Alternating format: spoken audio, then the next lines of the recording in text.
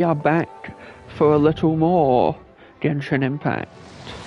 Really on a roll with the story stuff, so we're going to move right along into Act 5, Masquerade of the Guilty, which is very exciting. All I have seen regarding this is literally the trailer from the version announcement. I have seen nothing else at all. And I'm really, really excited. Because we've got so much to potentially learn about here. But first, last day in prison. It's hard to believe that we spent an entire month in prison when we could have been doing other things.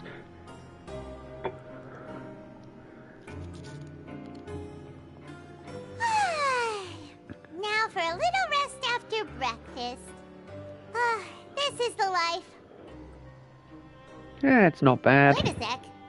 Isn't something important supposed to happen today? Oh, today's our big day! We're supposed to leave the Fortress of Maripede! Come on, we've got to go complete the release procedures now! Yep. Leave the fortress and get right back into the chaos that is Tevat.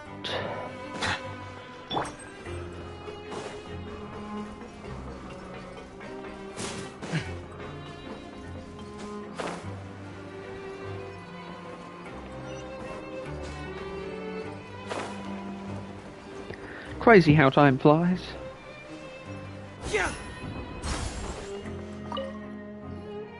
Please, sign here. This document will be effective immediately upon signing, and you two may exit the Fortress of Maripede via the regular channels. It's been so long since we've been to the surface. Let's hurry up and... Huh? What's happening? It would be on our release day that the plot continues. I'm fine, thanks. But I wonder what that tremor was just now. It's okay, it was probably just the primordial sea trying to escape. But what about our paperwork? Oh wait, no, we got issued our exit card. That'll be a fun souvenir.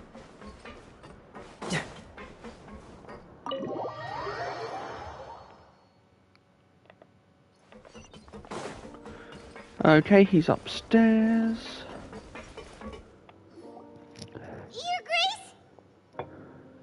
Ah, good to see you two. Is there something you wish to see me about? Yeah, what was with that earthquake just now? Ah, that. The tremor didn't originate from the seafloor. In fact, it seems it came from the surface. Over the years of serving as the warden here, I've developed a sense for distinguishing between what occurs on the surface and what occurs underwater. Besides, the seal that Monsieur Neuvillette set in place won't fail so easily. So we're probably pretty safe. Okay? If you recall our last incident, if there really were a problem, there would be crowds of inmates in a panic right now. Huh, you've got a point. Okay, seems we need to get back up to the surface and ask about what happened. By the way, do you know what day it is today? I believe today is this month's pipe cleaning day. Wait, seriously? Well, today's the day we say goodbye. Yes. Wisely. Have you completed your release papers? Yep. It's you two. Are you leaving now? Ah, wisely. See That's you, right. friend. Today It's is been our great last fun. day in prison. But now that Paimon says that, it doesn't feel like we were confined here. It's actually been pretty nice. Oh yeah, Paimon feels fond of this place now. Well, then be sure to come back and visit. I'll miss you. What's the guy got to do If to come you've back and signed the visit? release papers, then you're free to go. The guards will escort you out. You're not going to see us off? I knew you'd ask. All right, sure. Let's go. Well, you actually agreed. No worries, you must be busy. Paimon was just joking. Ah, so you do have a polite side, I see. After being down here for so long, I imagine you must feel like you're lacking companionship. Shall I come along too? It's quite alright.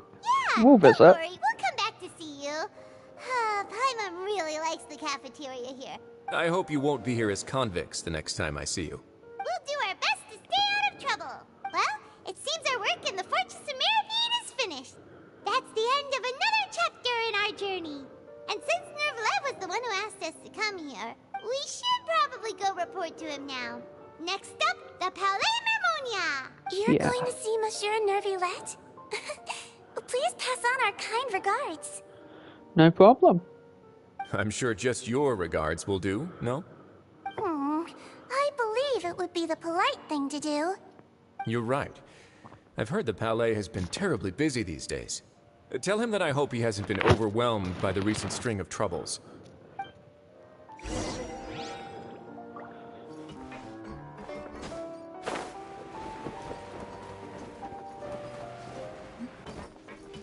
The music in the office is nice too.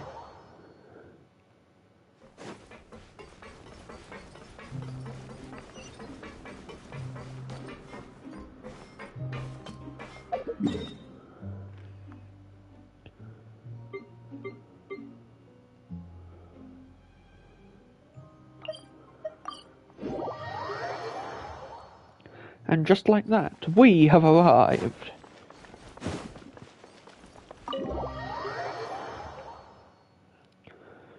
Last time I was here, there was a quest on...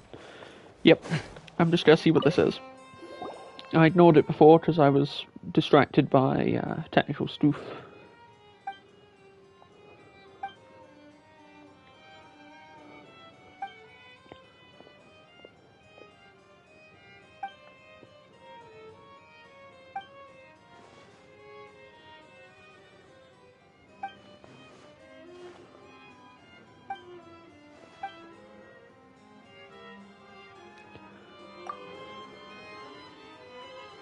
Yeah, we're not staff, we're here visiting someone.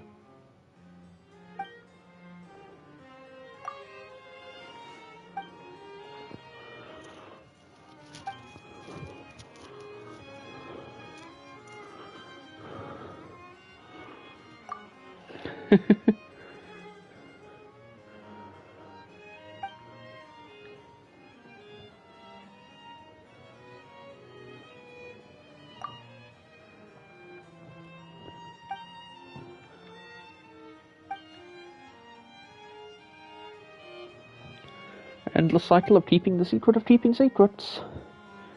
Who is responsible for this?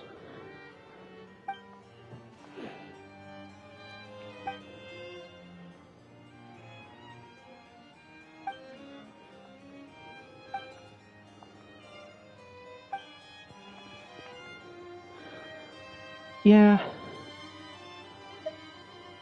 It's a matter involving personnel, so I'd say before.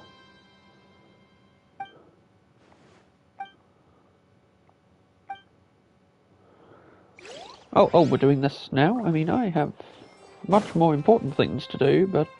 The Palais Mermonia sure is buzzing with activity today. Suppose I shouldn't have stuck my nose into the business. Oh, it's you two. Apologies. Monsieur Nervulette did say you'd be welcome at any time. Nice to see you, Sadine. Excuse me. Would you mind helping me take a look at this report? I'll be right there. Sorry, I've got my hands full here. You can see yourselves in. Everyone's so busy. Seems a lot has been happening.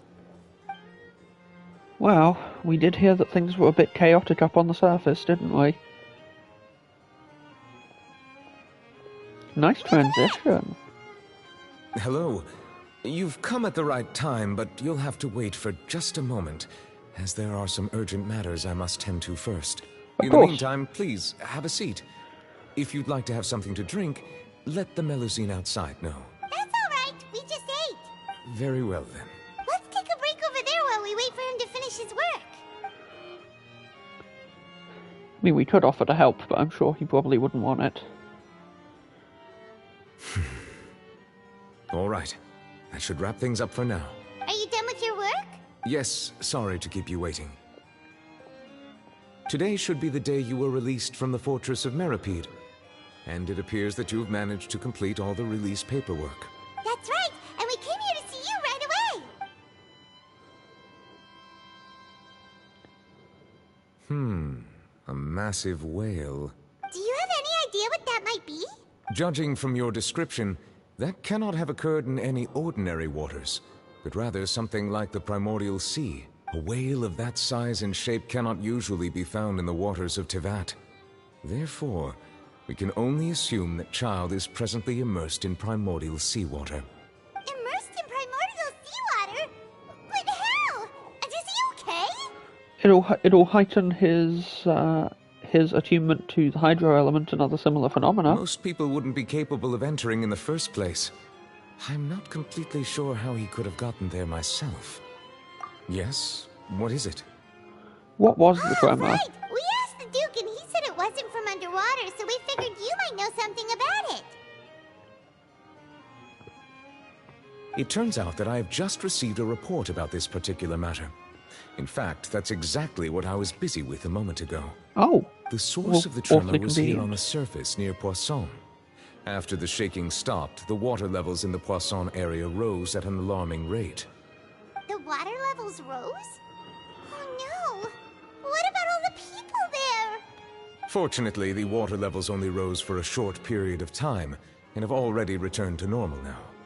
However, I still have a bad feeling about the whole phenomenon. On account of the If the change in prophecy. water levels is connected with the leaking primordial seawater, then the situation in Poisson may be much worse than it appears. Navia should be in Poisson, right? We need to go check on her! Yeah. I would also like to go there as soon as possible, but I'm afraid I can't leave just yet. We must immediately formulate disaster prevention plans for the surrounding coastal areas to avoid potential catastrophes. I'll have to ask you two to go to Poisson first. I'll meet you there to check on the situation once I've finished things here. Yeah, advanced scouting is something we're good at. Let's get going! Please be careful.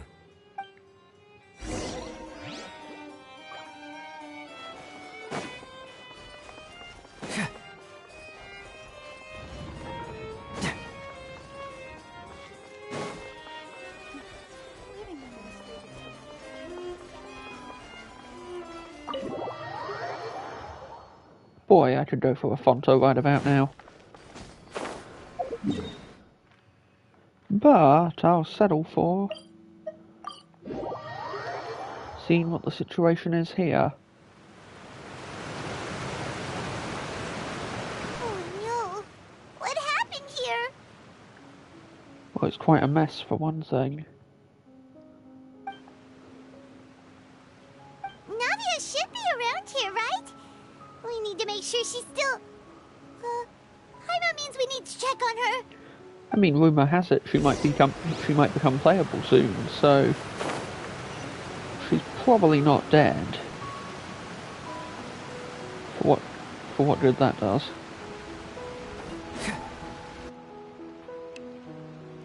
We haven't seen a single soul all the way here. Oh, this is getting scary. What will I ever do now? Look, there's someone on the roof over there. Just stay put. We're coming up. Watch your balance. All right, just hurry. The Spina de la Rosa are handling it. I'm not young anymore. How will I survive on my own?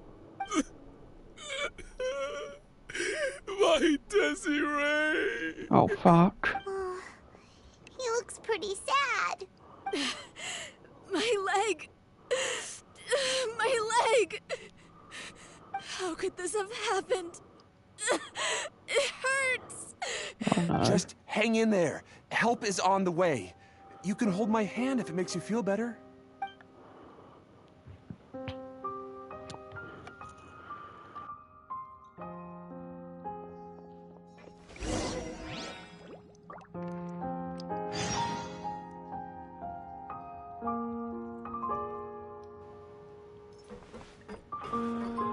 Okay, so it looks like we've got, like it was indeed primordial seawater. And that means we're pretty screwed. With the seal in place, the Fortress of Maripede isn't leaking anymore, but that doesn't mean stuff like this can't happen. It's Navia. She's over there.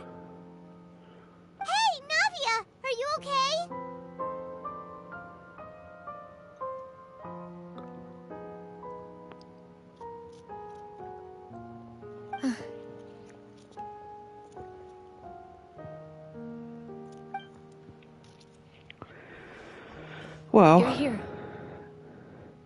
We heard there was a situation in Poisson, so we came as quickly as we could. Yes. As you can see, the water level suddenly rose. It caused quite the disturbance, in fact.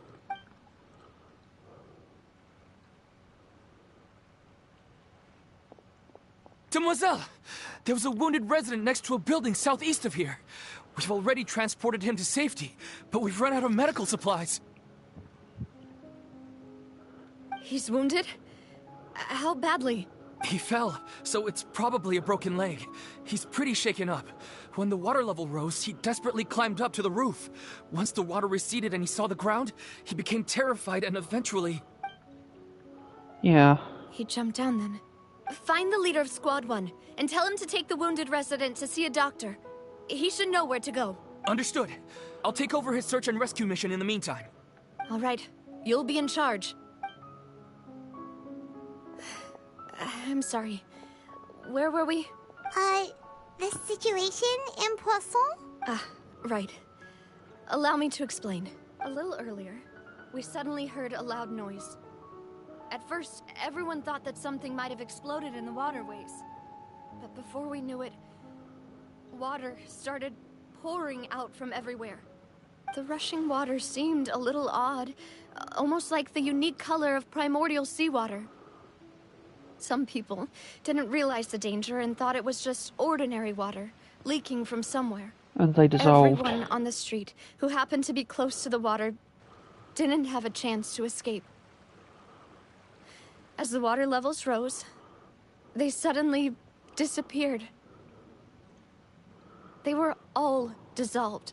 Those who realized what was happening started to flee in a panic, desperately trying to get to higher ground. Many were injured in the stampede, and some people fell from significant heights. The Spina di Rosula initiated rescue operations as quickly as possible, but there have been a lot of casualties. Fortunately, Plug one leak and the it water springs began to somewhere recede else. after some time, and the chaos came to an end. The water that flooded the area contained primordial seawater, so the lower levels of Poisson are still hazardous. No one knows if this could happen again. All we can do for now is try our best to help evacuate the residents. We still haven't completed the head count, but we'll have some numbers soon. How awful. And all of this just came out of nowhere. Well, It was prophecy. quite frightening indeed. I only wish that everything that just happened was a bad dream. Is there any way we can help, Navia? Yeah, put us to work. Thank you for being so willing to help in a moment of crisis like this. You don't know how much it means to me. I really can't express how grateful I am. Don't say that, Navia. That's what friends are for. Demoiselle! We've got a situation here! Malus and Silver got caught in the water, I'll be didn't right they? there. Sorry, I need to go for now.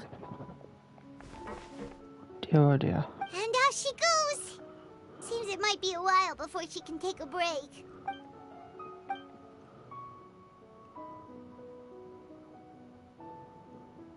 Okay, the wounded are being tended to, and we finished a preliminary head count. More support has just arrived, so I suppose I finally have a moment to focus on my own matters. Of course, we should remain ready for anything, and continue doing our best to rescue others. I'll be sure to have everyone at the Spina di Rosula ready to render assistance. Traveler, Paimon, would you two accompany me to my father's grave for a moment? Of course. Huh? Right now? Thank you.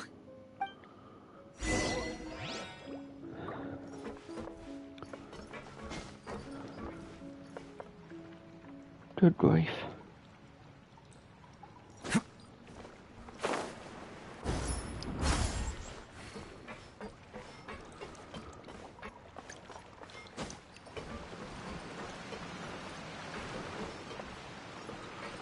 The water is still hazardous, but that should only be a problem for people from Fontaine. All the same, this is incredibly messed up.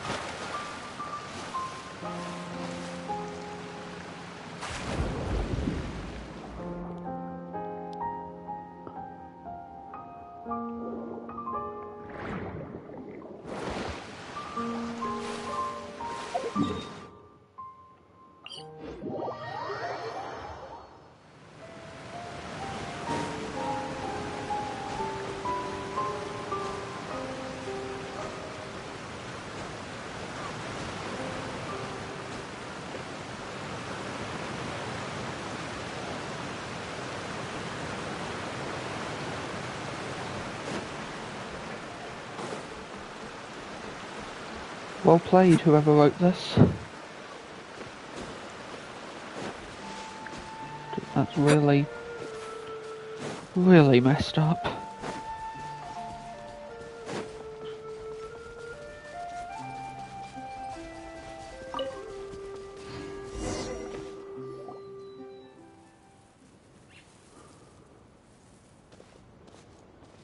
Not a lot of people here, huh? Well, given the time of day and the whole situation in Poisson, Paimon doesn't think there'd be a ton of people here visiting graves. Right. That's how things are now. The living are so exhausted that they've no strength to spare any words for the dead. Navia? Yeah.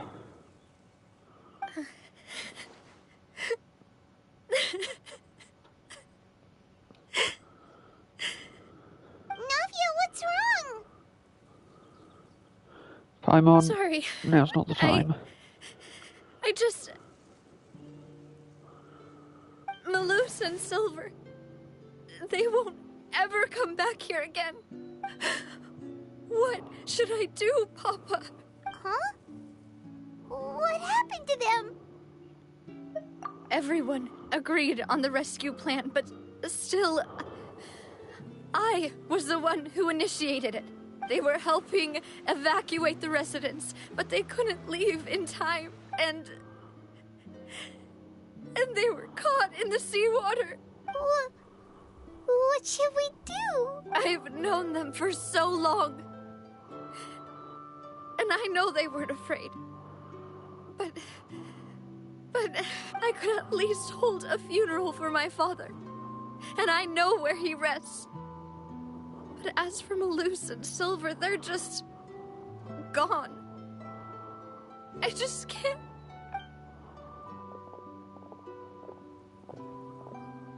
Everything looks so clean after it rains. Even the gravestones. I didn't expect that you'd enjoy a glass of red wine in front of Master Callus's grave. I can understand. Besides, the scenery here isn't half bad. See, it's not just me. I always want to bring something when I visit Papa. Perhaps we might even have a picnic. He wouldn't be angry, would he? How could Master ever be upset with you, Demoiselle? Yet the cemetery is the home of those who have passed, is it not? Everyone ends up here sooner or later, no matter who you are. Not Buying everyone. yourself a plot in advance, are you? No need yet. But when I do, I hope you'll let me be buried beside Master Callus, Demoiselle. Hey, stop joking around.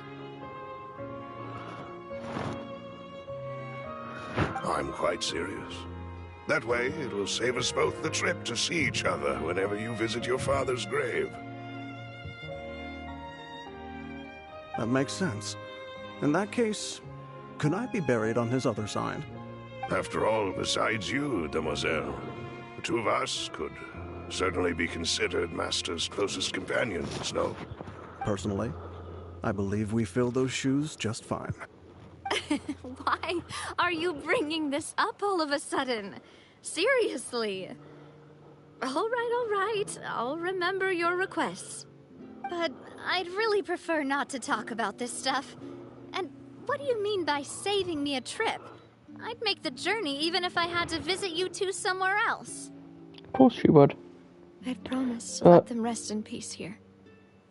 But here I am breaking that promise. You're not the one breaking the promise, Navia. I'm sorry for letting you see me in a mess like this. I don't usually cry, really. Paimon doesn't know how to help you feel better. But, well, she understands how you feel. I'd always thought I could make my wishes come true. But now that I think about it, that never solely relied on me. Many things can only be accomplished with someone else's help. Malus and Silver have helped me so much. But by contrast, I could do nothing for them. I'm so sorry. You can spend as much time as you need here, Navia. We'll stay with you. Yeah, we're here for you. Thank you. Right now, you don't know how much that means. By the way, you can have a look at this. It's a list of victims from the incident that took place here. Obena, Khan, Burnett, Giverny, Francine, Karina, Daisy Ray, Joinville, Julianne, Esson, as well as Malus and Silver. So, everyone else is safe. But still... It's okay. I know what you're thinking. And you're right. We lost Malus and Silver. But we were able to save more than we anticipated. The overall outcome indicates that the cost was worth it. No one's sacrifice is truly necessary. Right! Don't think that way, Navia. One person might be saved at the expense of another, sure, but that isn't something we should ever consider a trade. Yeah. Malus and Silver were not the price for saving anyone. They're heroes. You're right. Thank you, Paimon. What you said just now was pretty amazing, actually. I'll remember your words. You can be surprisingly wise when you try to be. Really? Seems Or you've maybe become when you more don't eloquent realise. in the time since we last met. The knave? What are you doing here? Is everything going well on your side? Yes, my people are carrying out the mission according to your request. All the residents of Poisson have been evacuated, and we're preparing to relocate them to higher ground. As for these supplies, we have everything taken care of. There is no need to worry. Thank Good grief. you very Nice much. work. Wait, do you two know each other? We just met recently. Right, Miss Navia? Usually, I would call this a coincidental encounter. But that doesn't quite fit this time. Besides, it never even crossed my mind that a Fatui Harbinger would come looking for me. Thanks to the Knave, Spina di Rosula received generous support from the Fatui, which allowed us to complete the rescue and evacuation work so quickly. Mutual aid is essential to fostering positive developments. We were already in the area, in any case, so it was nothing. That Why were you said, already in the I area? must say that you're a lot sharper than you let on. I'm sure you understand what I mean. I apologize for all the ways in which I tested you previously. We've never worked with a Fatui before, and it's extremely important for us to know who we're working with. My subordinates have reported that Fatui soldiers have been observing water levels and taking head counts in various locations. I hear that they've also prepared a large amount of emergency supplies. I'm quite surprised. This is Seems nothing they're to doing brag well. about, nor do I intend to. It is simply the way of powerful organizations to act forcefully, whether they are doing good or ill. You've witnessed that firsthand, in any case. As I've told this traveler before, I know of the prophecy, and I intend to prevent the impending disaster. Lending your organization a hand was a natural first step in accomplishing that.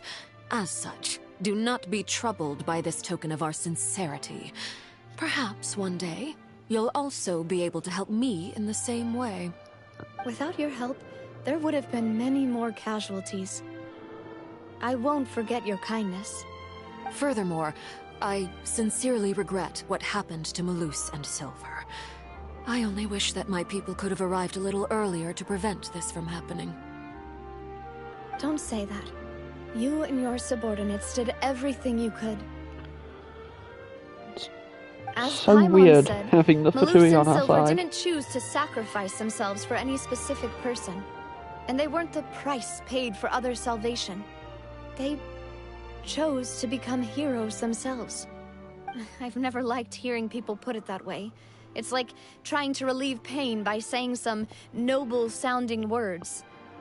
But right now, there's nothing more suitable. They really did become heroes. You're right. I'm sorry for your loss, Miss Navia.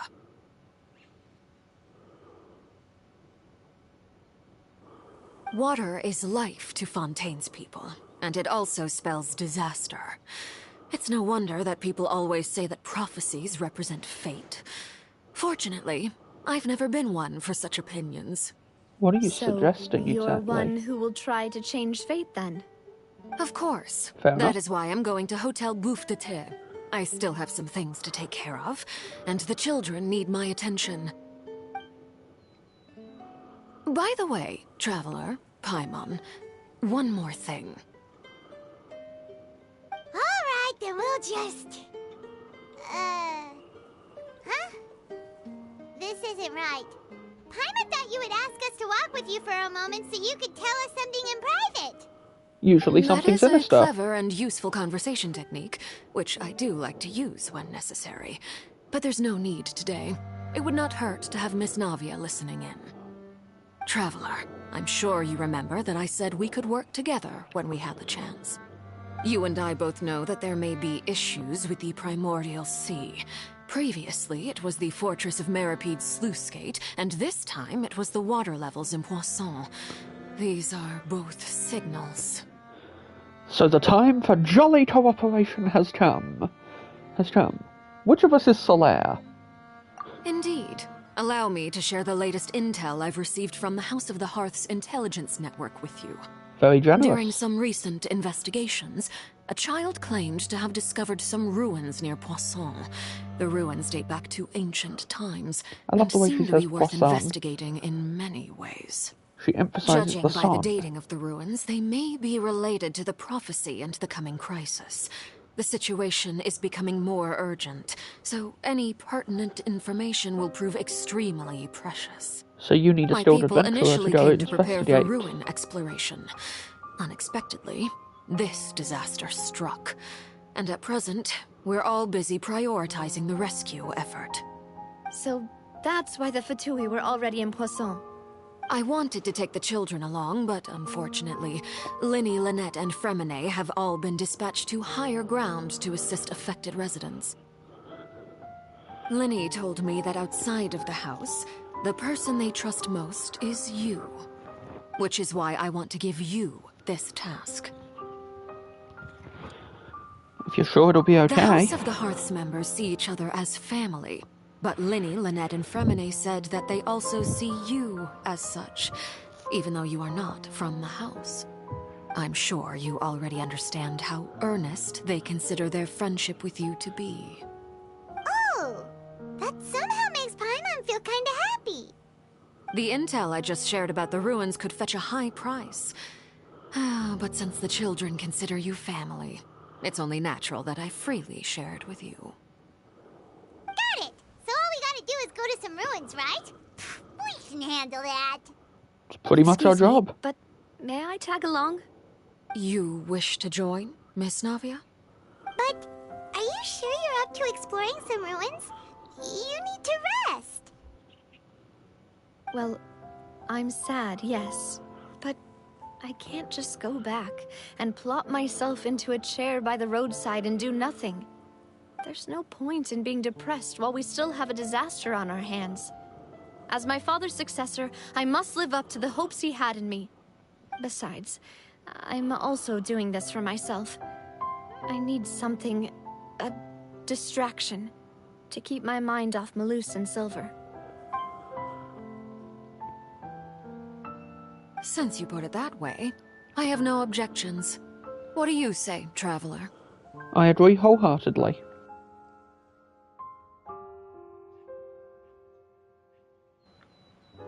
All right. The ruins are to the south of Poisson. Here's the map. Okay, the three of us will handle it. Time to get moving.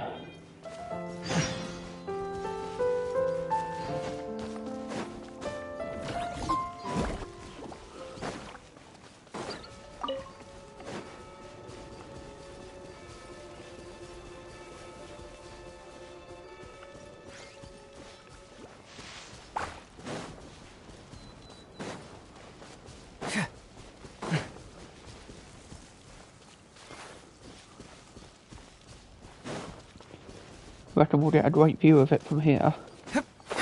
Well, sorta.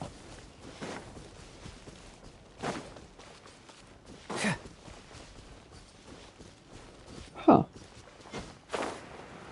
I swear I've been over here already. Not that means I couldn't have missed something. That is pretty likely I missed something. I miss a lot of things. Still. Let's find those ruins.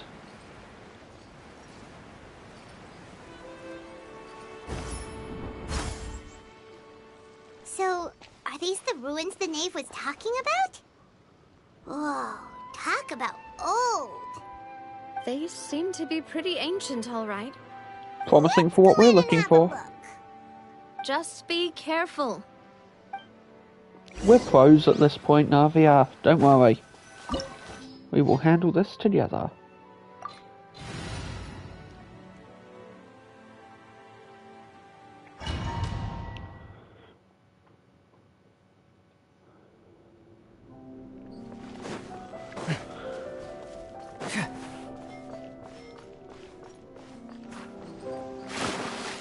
Immediately fall into water, but you know, other than that, we're pros.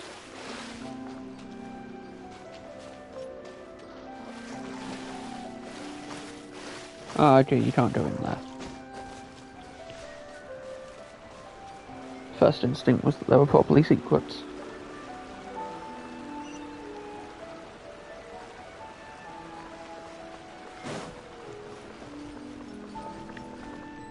Okay. Prepare for combat. I must leave no illusion shattered. Fracture!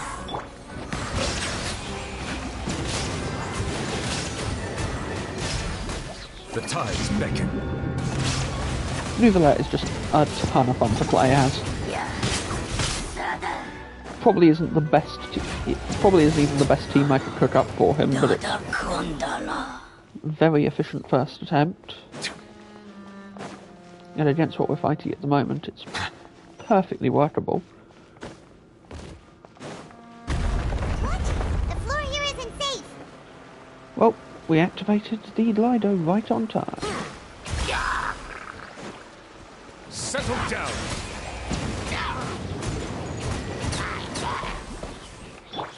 Shine down.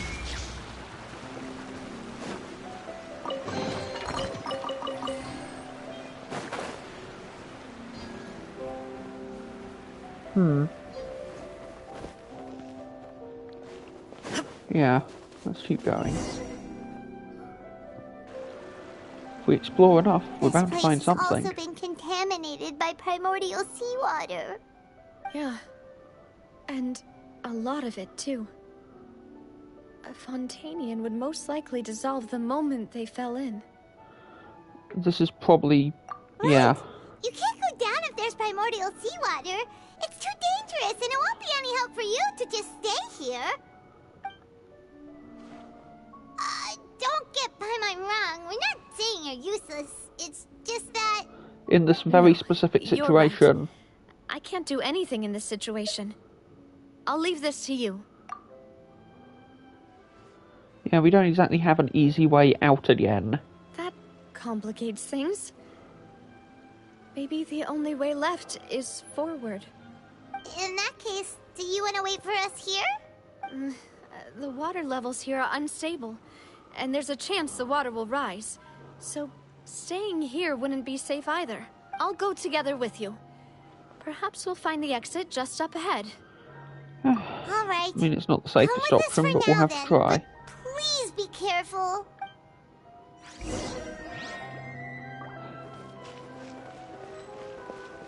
Oh no, it's a dead end! Let's try climbing over from the side. Yeah.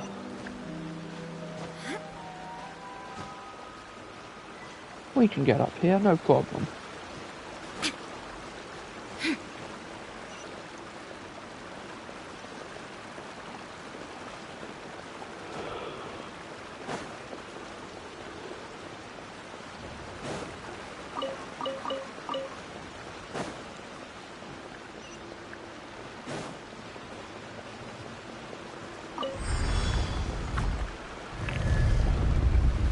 I mean, if we can find the source of the leak from the Primordial Sea, we might be able to slow things down again.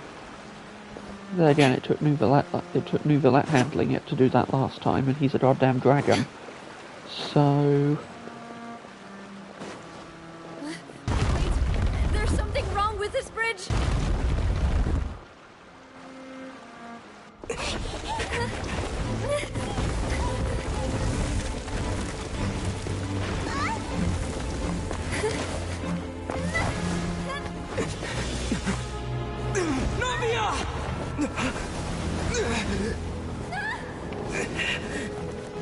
Not losing you this time.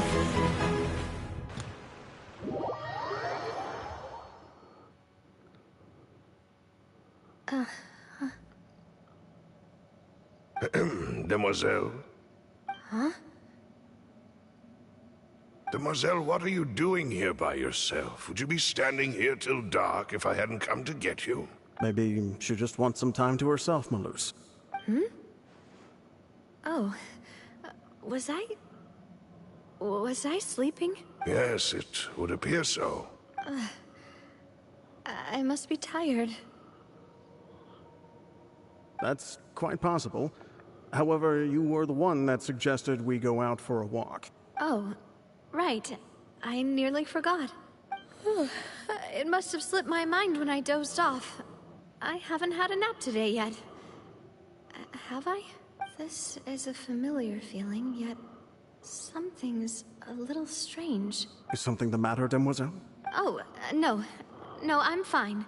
I was just trying to recall why we came out for a walk. Do you remember Mr. Giverny? He'd requested our help before with foreign merchants who had a debt dispute with him, and we'd resolved the matter not long ago. This is confusing. We were headed to see how things were going with him at the moment. Ah, right. Yes. I remember now. Oh? Miss Navia. Ah, Mr. Malus. And Mr. Silver, too. It's good to see all of you. How have you been? I've been great. Thanks to your help, those bothersome merchants finally realized that I wasn't the one they were looking for. Why, I wasn't even the guarantor for that person. This is just They were unsettling. knocking at my door day and night. Even my neighbor, Obina, was getting fed up with them.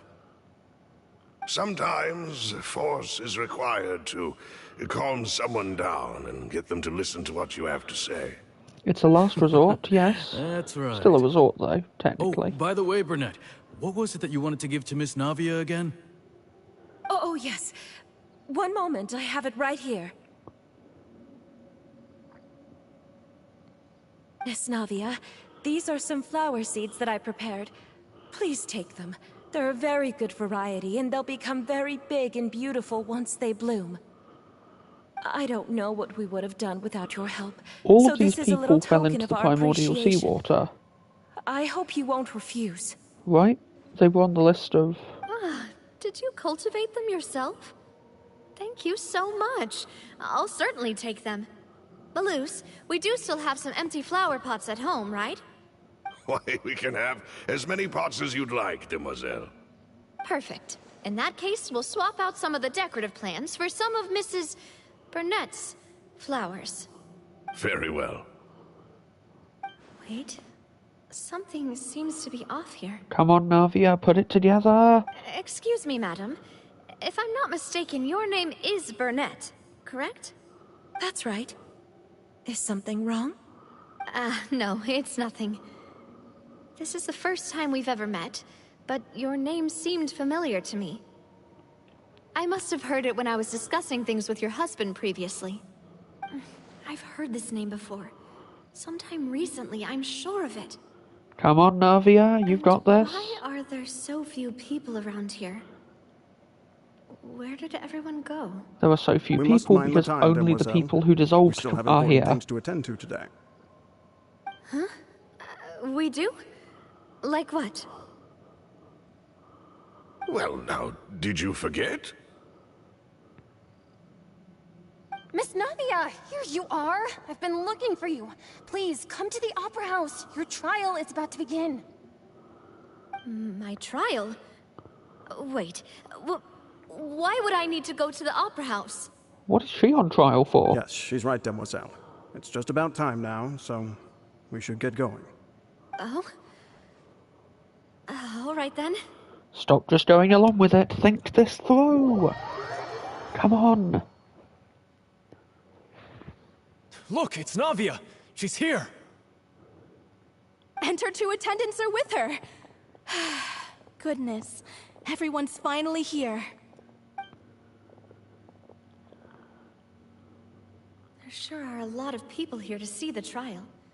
And they all seem to be oddly excited about something. I even know some of these people. Karina, Desiree, Joyville, Jolien, Essen. Why are so many people here? And why do I have no recollection of this case? And as for the judge... Is this going on inside the... Huh? Where's Monsieur Neuvillette? Please sit in the defendant's seat. Don't worry, Silver and I shall accompany you.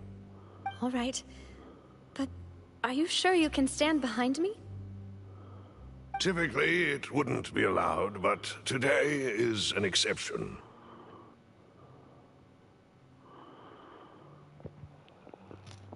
Okay, what is going on here? If this is inside the primordial sea, then... Come on. Do they have any idea what they're doing? Seriously. Enough with the whispering! Could someone please tell me where Monsieur Neuvillette is? And why I'm standing trial? My dear Miss Navia, have you not yet realized what you've done? In that case, allow me to explain. As all here know, you are Master Callus's successor, the head of the Spina di Rosula, someone held in high regard by every soul in Poisson. After you took over the Spina, you treated all of us just like the late Master Callus had. If anyone in need reached out to you for help, you responded. Not only you, but your butler, your subordinates, nearly everyone in the Spina di Rosula fought for the well-being of those in Poisson. Wait a moment. Aren't you just proving that I'm a good person? Yes, correct. Absolutely right. And that is why you stand accused. You have helped so many people get through so many difficulties. You are one with us. We are inseparable. Okay, we are one so... big family. All of us who are from Poisson, inextricably linked. And with you being so important, we couldn't possibly do without you. Therefore, this fair and honorable court shall declare you guilty, and you shall stay here. You will be together with us forever. Huh? What are you saying? Everything you have said is correct. I have indeed done a lot for my hometown, and I would be willing to be with you all, but what is the purpose of having me stand here like this? What is there to discuss? Ah, well, if that's what you think, then I have no further comments. How wonderful, Miss Navia!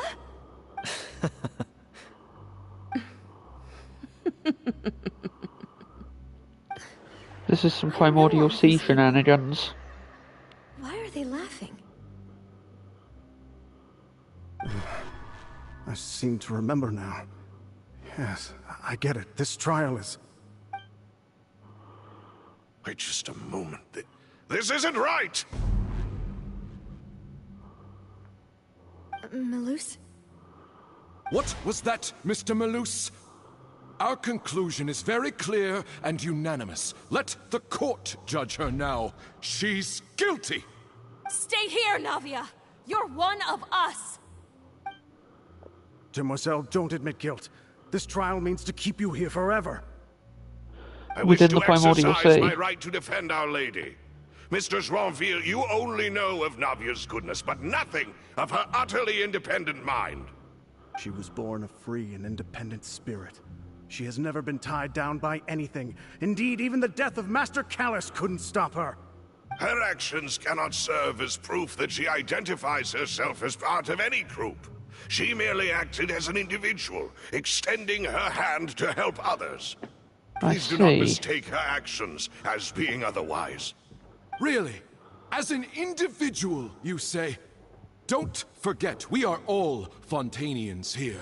This is the nation of justice, the nation of Hydro. Even if Miss Navia only voluntarily rendered her assistance, that doesn't change the fact that her beautiful soul must return to everyone.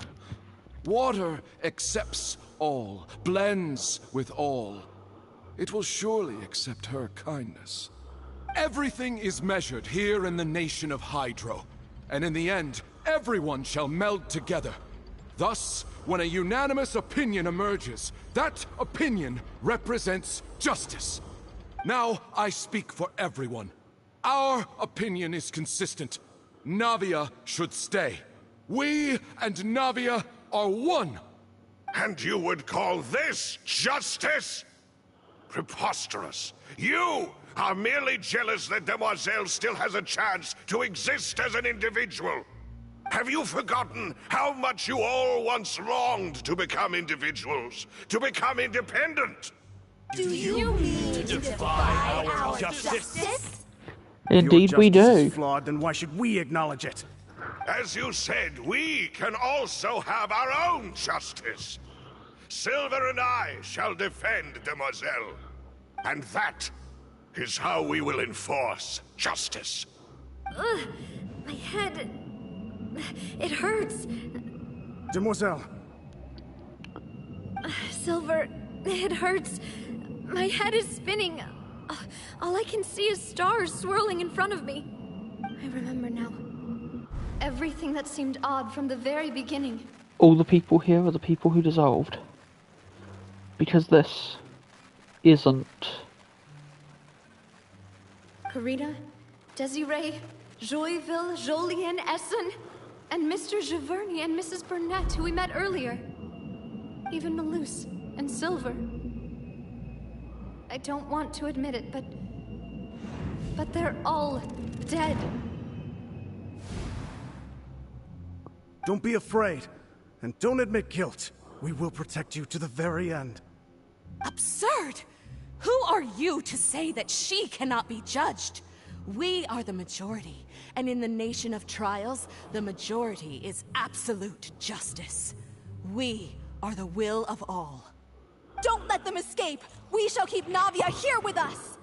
Mr. Malus and Mr. Silver, must you be so stubborn?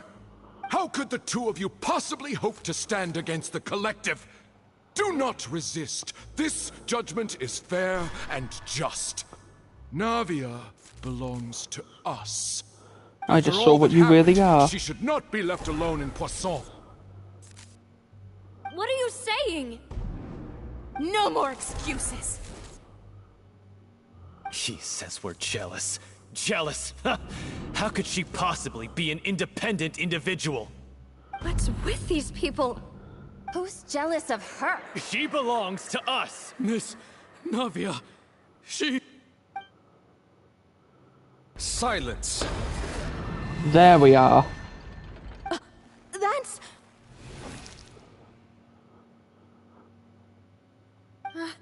Monsieur Neuvillette! Such commotion is prohibited in the court. The accusations you just presented are nonsense and cannot constitute a proper trial. The court will adjourn for the rest of the day. In this, I shall hear no objections from any unauthorized party. Our thanks, Monsieur Neuvillette. Please leave with me, Miss Navia, while there is still time. But... Go on now, demoiselle. This is your only chance to leave this place. What, can't bear to leave us behind or something? Malus. My apologies. I couldn't resist making one little joke once I realized that this shall be our last goodbye. Malus... Silver... Quickly! You must come now! Goodbye, demoiselle. Farewell.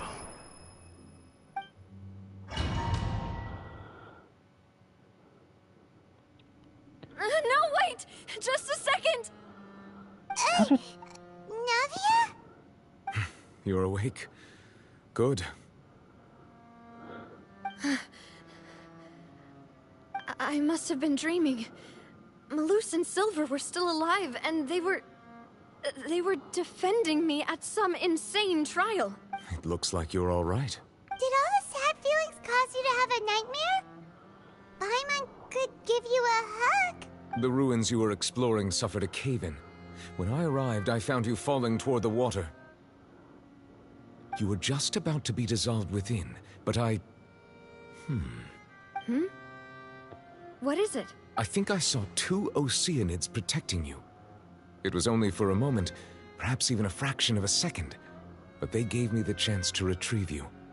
Were it not for their intervention, I would not have been able to rescue you before your consciousness dissipated. Wait, did you say Oceanids? You mean like what happened with Vache? Okay. Perhaps those 2 Oceanids were the people you saw in your dream. I always told them that they didn't have to protect me. To think that they'd keep doing so even after death. Please come with me.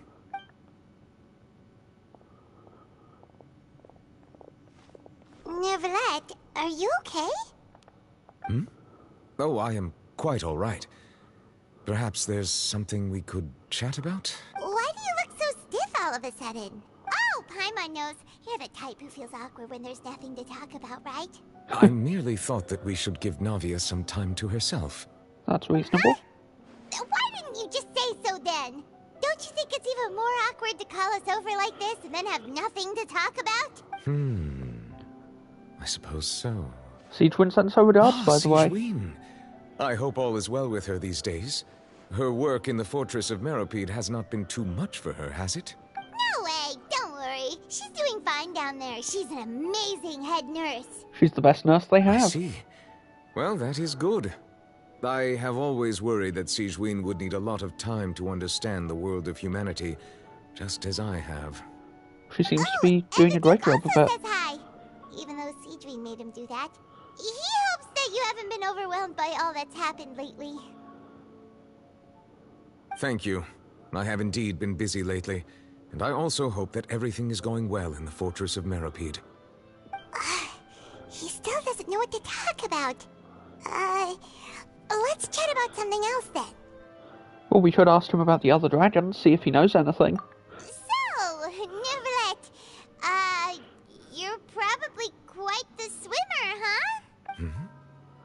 Yes, of course. This isn't going anywhere. Let's try something else. How did you find these ruins? Did the knave tell you? Yes, in fact. I had arranged to meet you in Poisson, but when I arrived, I discovered that the Fatui were helping the residents evacuate. They had even transported a large quantity of supplies to the area. Amid my astonishment, I ran into the knave, and we had a chat. She informed me that she had asked you to investigate the ancient ruins here. Yeah, we originally planned to meet up with you, but we thought you might still be busy with all those official documents. We didn't think exploring the ruins would take very long, and who would have thought you'd wrap things up so quickly? He handled it really well. Yeah, Navia's definitely in trouble. I'm sorry to have kept you all waiting like that. I'm feeling much better now. Hopefully she will recover. Guess we should get going again. Will you come with us, Monsieur Neuvillette? Yes, if you wouldn't mind my company. All right! Another one joins the party! Let's get going then!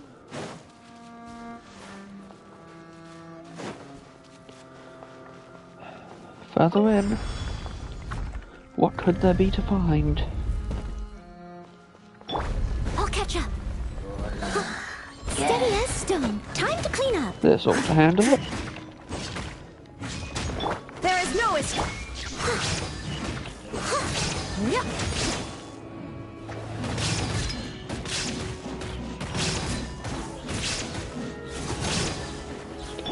Ah, that's always satisfying. It hurts. Confess. Shine down. There we go. Now you shall perish.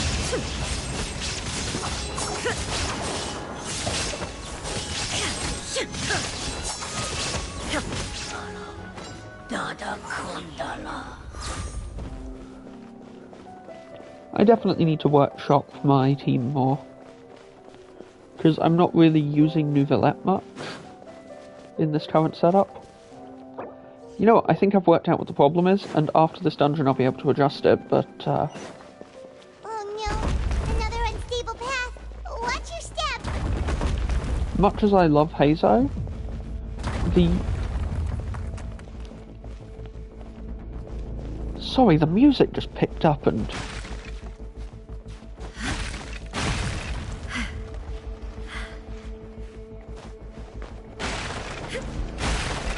Damn if it isn't right. Also, this is giving me such, the old town from, Jack 2 vibes. Climbing tower, crumbling platforms. Not quite knowing what you'll find at the top. Watch out! There are rock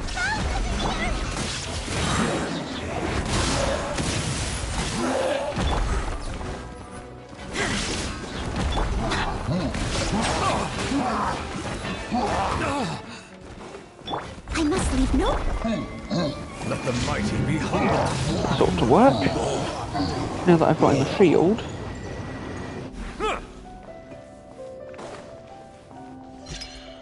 I need to remember to shield before swapping to Neuvillette. That's the big thing.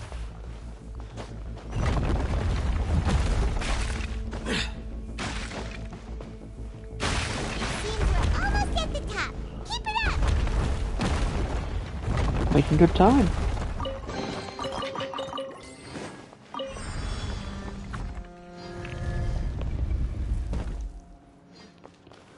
Well, what have we got in here? Steady as... Bow your head.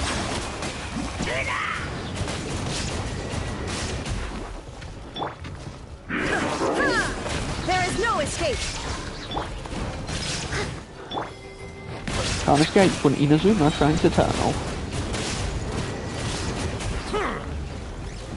The tides beckon. There we go.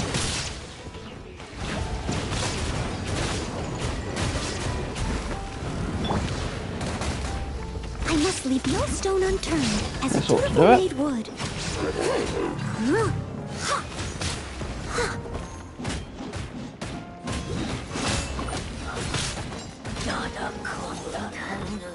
And just like that, the whole team's healed. Now, let's see what we've got here.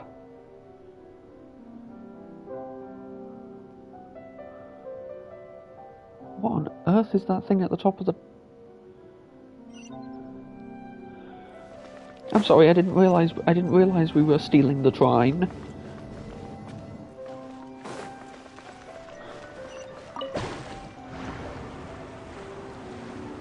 Are we just not acknowledging the giant crystal?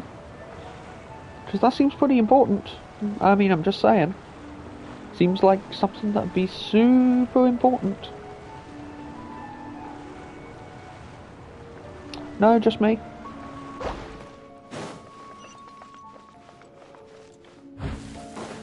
And then we've got 2 more of them.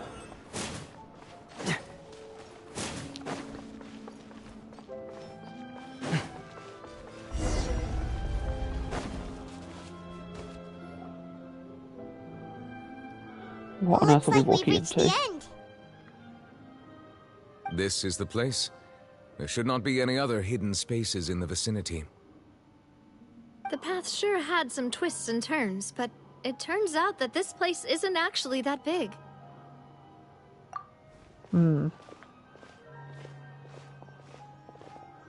What manner of...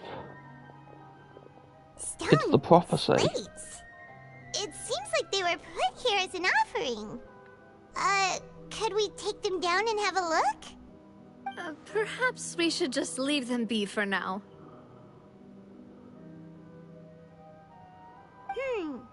There are 4 locations in total, but only 3 stone slates.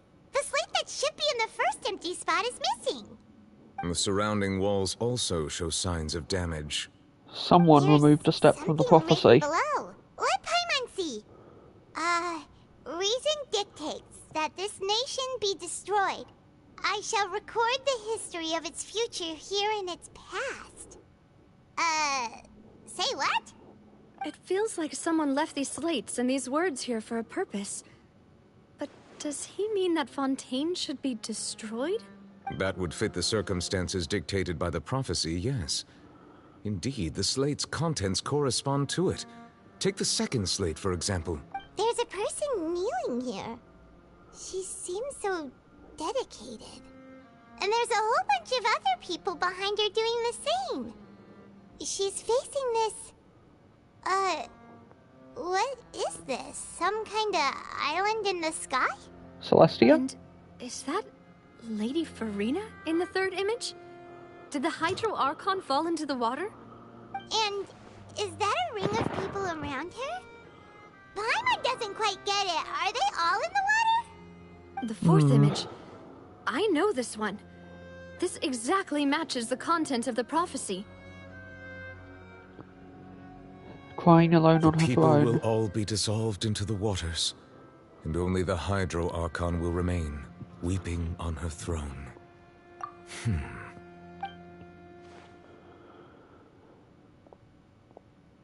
This one is the confusing one.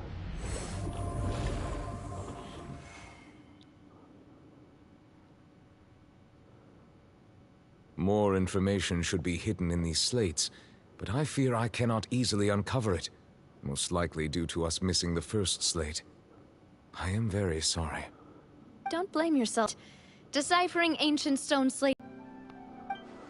Yeah, something's wrong.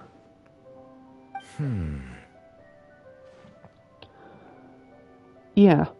The third image doesn't make sense. That's right! If the images are in chronological order, shouldn't the fourth, the waters drowning Fontaine, come before the third? Where the Hydro Archon herself falls into the water? And yet the order is reversed here. Exactly.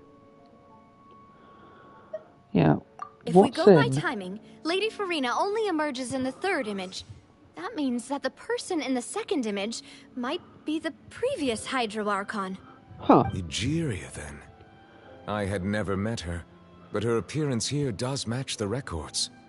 The previous Archon kneeling before the floating island in the skies, as if confessing a sin. Did she herself commit that sin? And if not, why would she be in such a posture?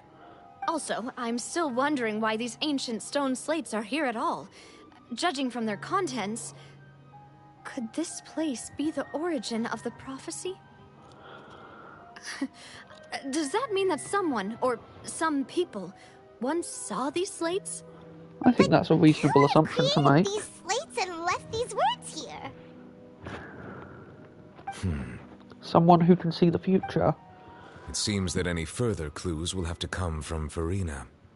In that case, there's no time to lose. There's nothing else to be gained here, so let's head back first.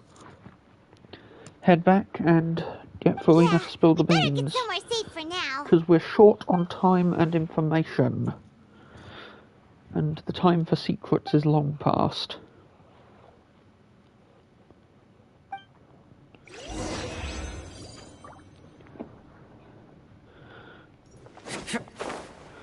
Dealing with prophecy is always complicated.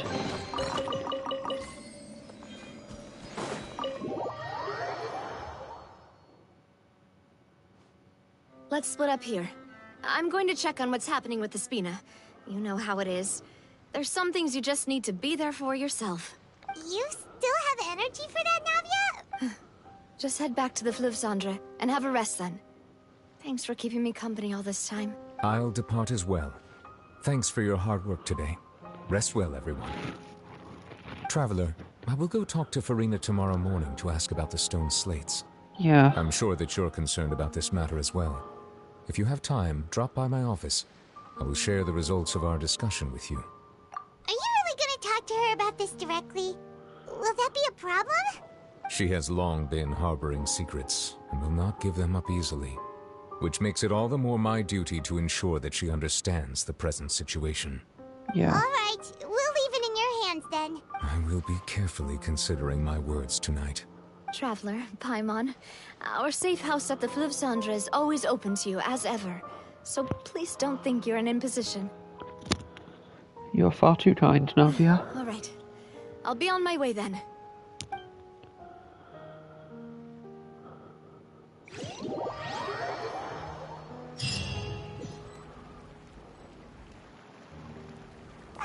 We're finally back! Welcome back. We've got a special menu prepared for you two tonight. Yay! And there's good food too! Navia, no, the boss is the best. Hey, you did really well today too. Ooh, desserts! Nice, these are all Paimon's! Paimon's already starting to forget what happened today. Oh, that voice. No I way. think it is. Who better to talk to about prophecies? It's you two. What are you doing in Fontaine? What are you doing in Fontaine?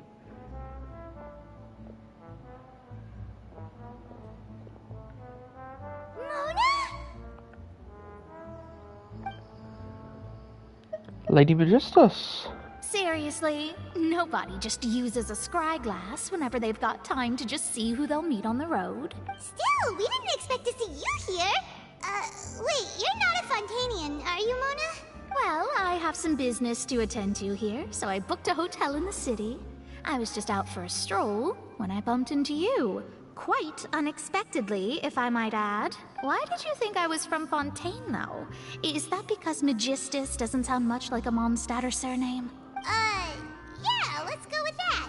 Totally not worried about I used losing you to the have my own water. surname, which was, well, some other thing. Either way, the old hag told me when she took me as her disciple that the first step to being a great astrologist's pupil was to change that name. There was nothing for it, really. She really is amazing at astrology, so I changed my name to what it is now according to her wishes. To my surprise, however, Magistus is not the name of some ancient house or clan. It isn't? Nope. Although it is used by us in place of surnames, it generally just means great. Wow! Imagine including a boast in your name. Wait, are you gonna have to put that into your genealogy as well? I reckon so. In any case, I'd give my disciple a name like this as well, if I were to take one. What is your master's name? Astromancer Barbeloth Trismegistus. Whoa, that's a long one. Does it also mean great or something? My name means Mona the Great Astrologist. As for the old hag, hers is, in plain speech, the thrice-as-great Scholar of the Stars. Just take it as a title specific to Hence astrologists. Trismegistus. Thrice as great? That's so petty. I know, right? That's just how she is. She used to call herself Magistus, actually. But talk about obsessive. Magistus is thus the calling card of our school, so to speak, which makes it about the same as a surname. It's all right if you don't get it. You can look into it further should you need to study astrology more deeply. Terrible! Not inaccurate, though. But anyway, you're not Fontainian, are you, Mona? You're from Mondstadt, right? Well, I was born in Mondstadt, yes. My parents migrated to Dornman Port, and I traveled with the old hag for a while, after which I settled down in Mondstadt City. Oh, that's a good thing then. At least we know you won't be dissolved by Fontaine's waters. Speaking of that, I'm sure you're aware that a bunch of things have happened here in Fontaine, right? I know you're not a local, but I'd avoid getting too close to any water that looks strange all the same. There's something ominous about it. Well, the water, I mean. Oh, we've noticed. Trust me. That was the main reason, yes. Just a while back, the Steambird invited me to take part in a panel and speak about the circulation of the prophecy as an astrologist. The invitation was sent quite early on. I don't think anyone expected Fontaine to be in this much trouble. What do you make of that prophecy, Mona? Just tell us what you think as an astrologist. Your word would go a long way to make things more certain and less scary. Maybe we should take her to see those prophecy What I can tell trials. you is that I'm an astrologist, and that this prophecy concerns the fate of Fontaine, even that of Ultivat. Ascertaining this is akin to reading the fortune of the whole world. I'm afraid that this is not something that just anyone can do. If I could do it, you would no longer call me an astrologist, but a visionary. But on the flip side, the prophecy is so huge and powerful that it must surely come from a powerful visionary. Its contents involve the fate of the world. Disregarding it would be a mistake. A visionary? Sounds really powerful and all, but does such a person really exist? Of course. The old hag could do it, and I'd bet there are others amongst those Hexenzirkel colleagues of hers who could do something similar. Then we should get in touch, ascertain the accuracy. Are you sure? All right, I'll help you. It isn't often that I see you with such a serious look on your face. I'll tell you once I hear back from her. Thanks, Mona. You're amazing as always. Oh, well, this is something only I can do after all. So yes, your praises are quite welcome. That's the greatest of astrologists for you! Of all the people we know, you know the star's the best! Indeed, indeed. That's the spirit. Oh, sorry. I came to see what all the commotion was about. If there's anything you need, do not hesitate to inform the Spina di Rosula. Oh, whoops. Guess we were getting a little too carried away there. Well, I'll go tend to my own business now. If I receive any news, I'll be sure to come find you two again. Thanks, Mona. And there she goes, quick as rushing water.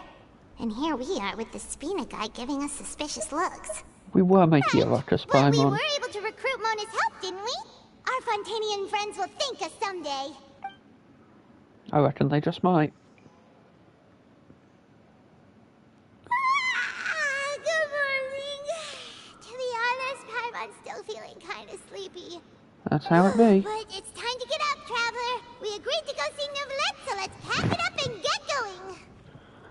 Yeah. Gotta find Neuvillette.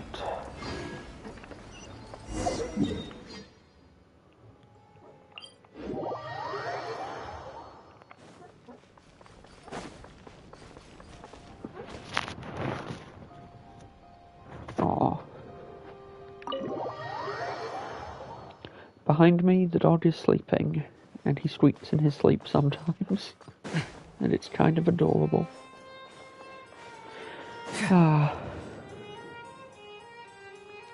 Not saying his name because I don't want to wake him up. Here, finally.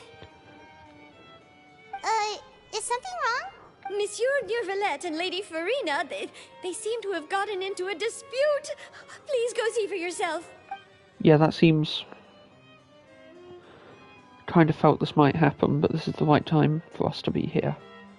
Like I said, I've already explained everything. And yet the problem has not been properly solved. There is little space for excuses between us. It is not my intention to offend you, but please, tell me where you stand. You are the Hydro Archon Focalor, are you not? Look at this. This is a list of the victims from the recent Poisson incident.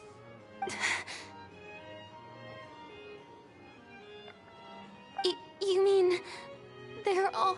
We did not arrive in time to avert this disaster, and I will not have it happen again. I will say this once more. You must tell me everything you know. Yesterday, I found 3 stone slates in some ancient ruins near Poisson. Do you know anything about those? Seriously? You're questioning me like this is a court case now. I don't know anything about that. But you found them in some ancient ruins, you say? That's correct, which is why I came to ask you some questions. There should have been 4 slates, but one of them was missing. The other 3 feature different images that seem to correlate to the prophecy. The prophecy? The second of these slates depicts the previous Hydro Archon Egeria kneeling before a floating island in the sky, as if confessing something. Do you know nothing of this either? I don't. I've never seen such slates. I'll ask you again. Do you really have no information regarding the previous Archon? My deciphering of the slates indicates that the Hydro Archon Egeria once had to confess to, or apologize for, a certain sin. If anyone would know about it, it should be you. All gods don't have the same secrets, you know. She was herself and I'm me. Is it really so strange that I know nothing? Yes. I understand your concerns, but I'm sorry. I just don't have anything to tell you. Forgive me for saying this now, Lady Farina, but I have long known of your various secret investigations into certain matters. There are several indications that you have been investigating the prophecy on the sly. This is not strange in itself, considering that you are the Hydro Archon. But it is strange that you should also claim to not know any of Egeria's secrets, as well as do nothing following your inquiries. You have never been as superficial as you have presented yourself to be, nor are you a fool. And yet, your behavior is very inconsistent.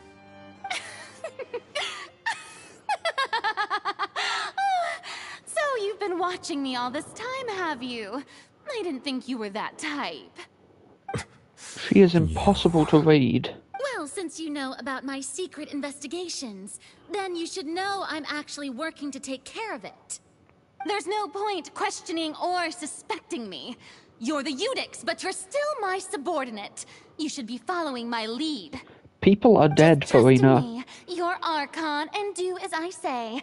Never mind whether you can truly convince yourself to or not. It'll all turn out fine. Fine? Will it really turn out fine? We do not discuss this matter again. Oh, the opera's about to start. Toodles!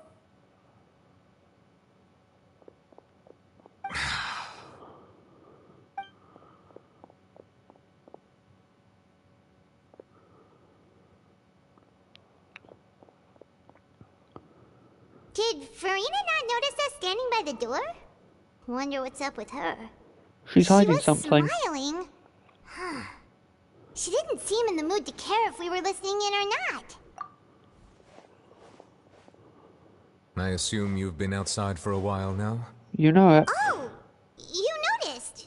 Seems Farina didn't even realize we were here. She was in a great panic, though I cannot discern the reason. Our discussion reached impasses time and again, a state of affairs that we cannot allow to continue. Still, I do not understand. Dialogue is the basis for understanding, so why did she keep refusing to engage? Questions alone might not suffice. We need to make her understand how dire the situation Everyone is. in her inner circle has noticed that she is hiding some secret. The issue is her attitude. I fear that she will not reveal anything unless absolutely forced to. We may have to create a situation in which she will have no choice but to speak. Oh? Like what? Normally, people will only reveal the truth when standing trial. Perhaps we must have the Hydro Archon experience just such a scenario. But Farina's seen so many trials, and she's really good at dodging questions. How do we make sure that she won't just slip away at the first chance she gets? Simple. We will need to consider this thoroughly, join forces with various parties, and then do what we can. If at all possible, I would prefer to recuse myself from this affair, but we must prevent the prophecy from coming to pass. This may be cruel to her, but all Fontaine is in crisis. The information a god possesses is too precious, and so we must take a chance on this. Yeah. But who will lend us their aid to do such a thing? Oh, we know a few people to call.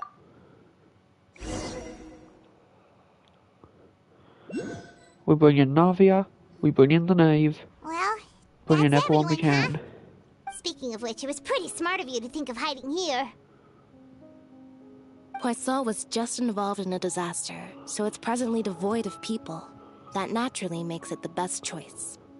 And here you are drinking tea like it's the most natural thing in the world, huh? That's what family should do. Sit and enjoy a leisurely time together.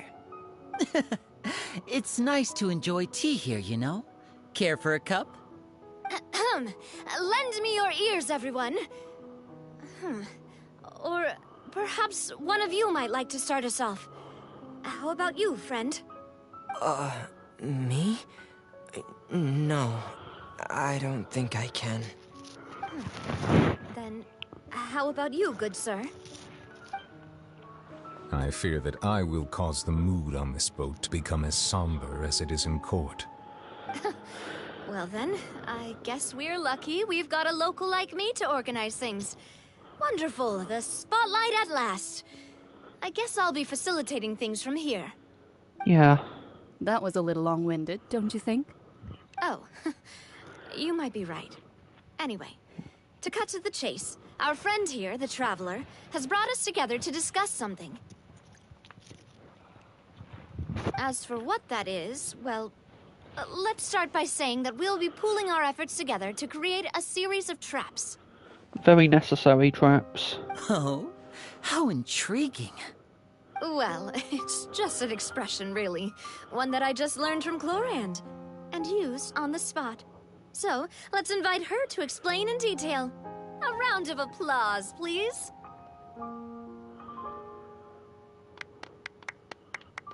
Huh? Didn't you say that you would be facilitating this? Oh, come now. Your work doesn't involve much public speaking, right? This is a good chance to practice. You might even pick up some fancy oratory tricks to impress your boss with in the future.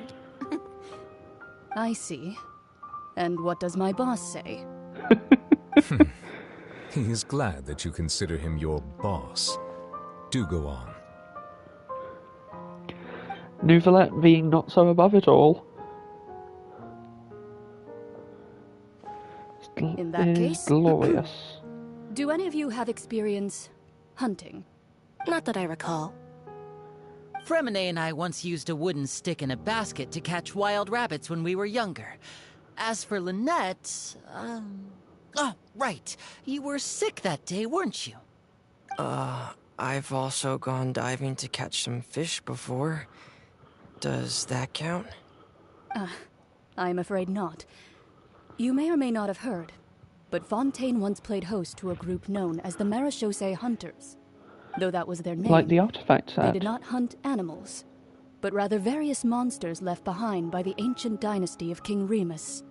Today, Fontaine's monster population has already thinned greatly, so the hunters have blended back into society, taking up arms in other lines of work. They even left a unique methodology of hunting in their wake. A trap comprises of the following components: bait, a trigger, and a containment device.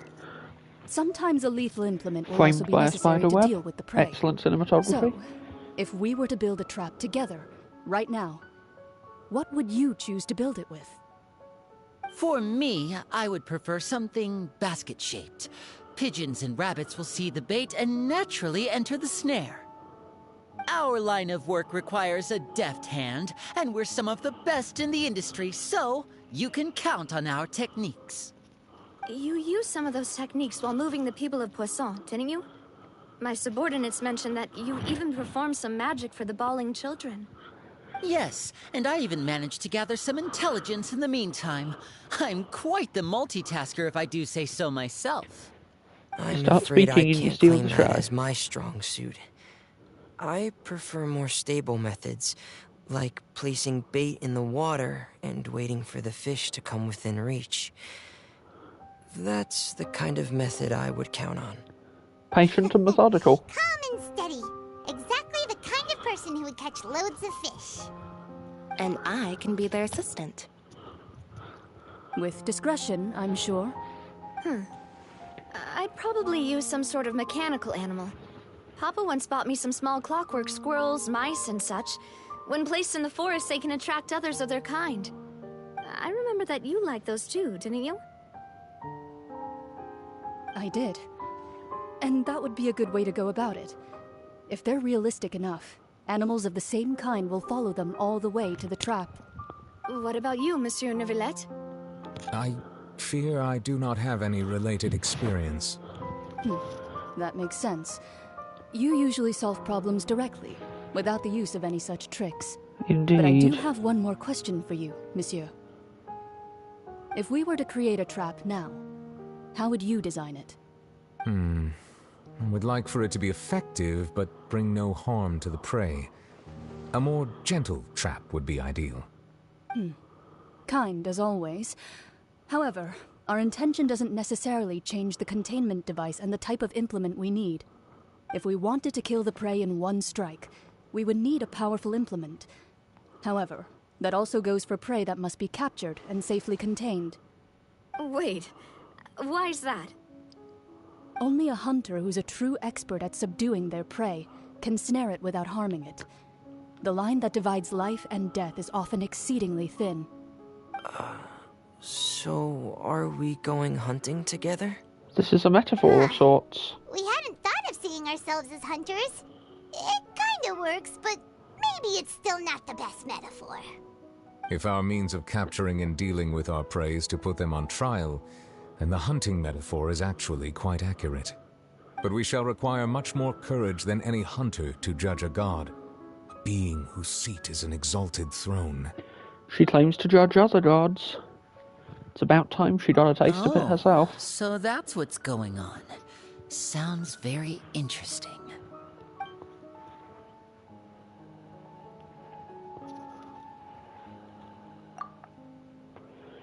What we need is the secret she's keeping.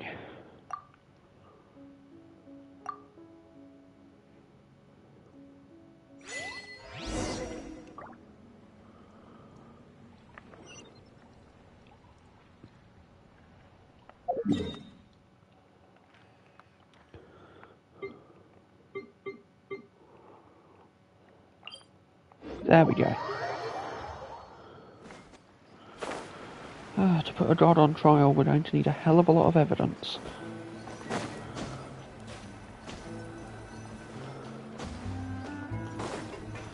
She's averse to combat though, so at least we have that going for us.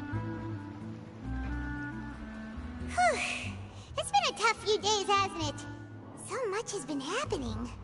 Paimon didn't think the meetings would go on for so long, but everyone seemed pretty fired up, huh? Not every day you get to put a god on trial and... At least a little frightened. Well, Fremine was, now that Paimon thinks about it, but everyone else just looked a little surprised. Well... It's hard to say. Paimon doesn't have any experience with this sort of thing. But with you around, Paimon sure will do great. After all, We'll need the you're great the most detective reliable Paimon. person in the world, aren't you? Did you just pour some tea? Paimon didn't notice you doing that at all. Did not. Then what's that? Paimon's never seen that cup before. Don't be frightened. I'm just joining you two for tea. I merely refrained from saying anything till now. Who's that voice? But there's no one here. Aw, have you forgotten me already? Wait, you are familiar. You're the voice we heard from the sky in Sumeru. The voice from the sky, I fear that description is wrong. Though, not completely wrong. You're feeling lost now, just as you were feeling previously. I sensed that confusion and thus came to you. Guiding people is an irresistible hobby of mine, after all. Consider me a passerby, just accepting a commission from my friend's disciple on a whim. Well, damn. The prophecy. Yes, what has been prophesized will be fulfilled. You may view such things as the history of the future. What? Then is there any way we can stop it? I believe you have witnessed a failed attempt with your own eyes. Can everything in Tevat so easily be changed? There it is again. Fate. Ah, so you've caught on. Just as prophecies are usually only the future as seen from the perspectives of the gods, could things be happening in hidden corners where the gods' gaze does not fall? Are the things that you shall see different from the fate that the gods perceive?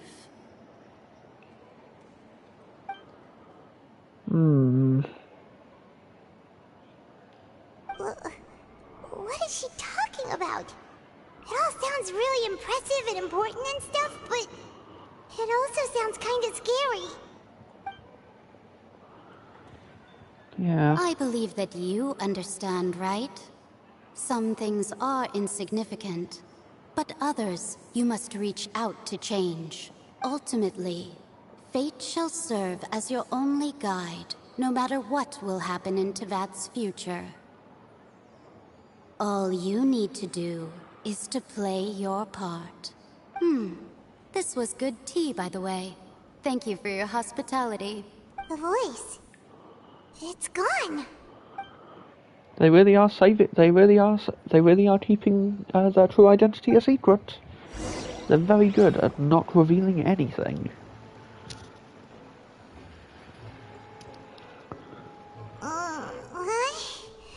I want to hear someone talking. Alright, coming! Hey, it's you who's getting lazy, okay? Well, I see I've walked in on some lively banter. How have you been? Fine, just fine. I went to take part in that Steambird panel. It turned out to be more interesting than I expected. Not all Fontainians are pessimistic about this. One journalist mentioned that sitting around and waiting for the end to come would be wrong, and that they should make their own rescue preparations. I agreed, so we had a brief chat with her. Did she have pink hair by any chance? Yeah. Why, yes. It was Charlotte. I assume you've heard of her, no? That daredevil journalist? I'm in full support of her view. Prophecies are very important, but how can people allow their lives to be commandeered by just a few words? Exactly. That's right! Paimon's glad to hear something sensible for once. Ah, yes. About what we had discussed before. I did try, but I'm afraid I couldn't reach the old hag.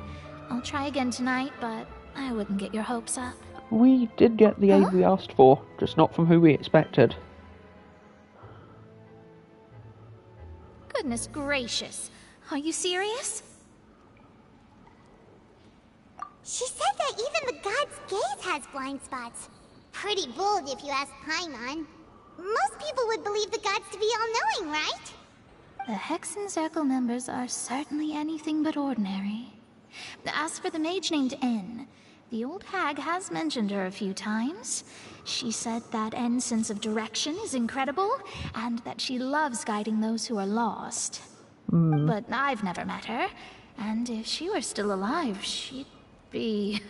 well, suffice it to say that the hag's at least a few hundred now, and N's been around for longer than that. Whoa. Got a lot of Hexen Circle. Sounds like a scary group. But they must really stay in shape to live so long. Their abilities alone are pretty terrifying. If she came to see you personally, then the problem you're facing must truly be of great importance. If only we could make sense of what she was trying to tell us. She said. Yes, she was quite cryptic, but I suspect she means that there is still a way to turn things around. She didn't say when or what that would be, though, so... Yeah. Perhaps it is something that you cannot know right now.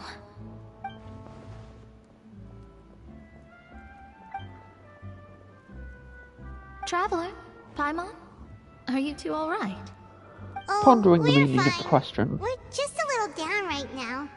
It kind of feels like the end is coming, you know? I see. I feel that same sense of desperation, too. I guess you could consider me someone who has often witnessed fate. So far as I have seen, it cannot be swayed. But even so, I still hope for, and believe in, miracles. Astrology is eternal and rational, but fate may not be. It is cruel, but it can also be beautiful. Perhaps that's what En was trying to tell you. Not to lose heart, and to believe that what you are seeing playing out before you is not yet set in stone. I did originally think of steering clear of all this, but I couldn't. Even if this is all futile, I still wish to help everyone. If we don't struggle to the last, then how can we face the end when it comes? Fighting on even if it's already determined. There I go, There's talking plenty about to say about astrological that. principles again. Sorry about that. The moment I start talking about work-related stuff. I need to get going. No worries, It was worth Mona. trying to comfort you, even if only a little. I believe that you'll help those who are struggling in the same way I did. I suppose that might be why we always seem to meet by coincidence. Paimon feels kind of moved by what Mona said, but also kind of sad too. Hey, Traveler, Paimon suddenly feels like going outside for a walk. Let's go. Sometimes you gotta trust those instincts. There's a few spots we always like to walk by.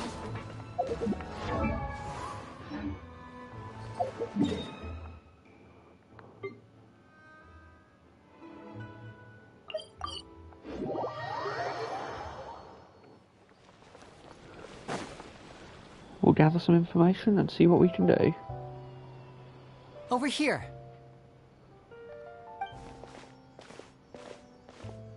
Lynette's not joining us today? I've had her follow Gemma and see if we can make any inroads with her. They should be at a cafe right now. Still, I don't think that Gemma's likely to open up to us. So Okay, I've we need a accidentally walked contingency into plan. Lily's character quest that I haven't finished yet. Today we'll be Damn looking it. into a guy named Lorenzo, Caesar's former pupil and assistant. When Caesar passed away, all the stolen goods discovered in his home were confiscated and returned to their rightful owners. But Lorenzo was the only one privy to all his magic secrets, and he inherited his craft. Before long, Lorenzo was the next big magician in town, his fame surpassing even that of his master, and it made him very wealthy. He's since left the magic scene, though, and these days, he's a wealthy businessman with his fingers in a lot of different pies. Sounds like I exactly the had to sort of pull a lot person of who'd have benefited strings, from a but I frame-up. managed to get him to agree to a couple of drinks with me. Be warned, though, I hear he's got a hair-triggered temper. We'd best be careful. Anyway, that's for later.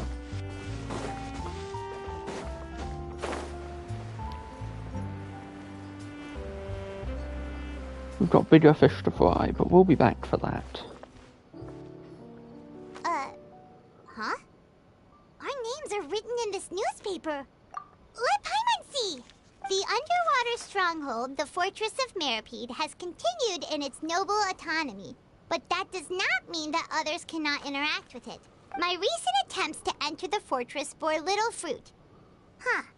Guess Charlotte still hasn't given up on that. That's how she is. We should probably report in at some point. Did an outsider friend become the focus of this report? A blonde adventurer with their white fairy, legends trailing in their wake. It is said that this mysterious traveler once visited the underwater fortress. So while the fortress's interior remains a mystery behind closed doors, do not fear, for the tales of the traveler contain surprises in spades. Journalist Charlotte's biggest scoop yet, the Traveler's Trail, World Walker. Huh. Charlotte took so many awesome photos of us and we never even noticed her. She is good at To that. get a hold of anything at the fortress, so since we're easier to find, she's using us as the subject matter instead? Ugh, seriously? Well, fine. Those headlines and photos do look cool, so Paimon will forgive her this time.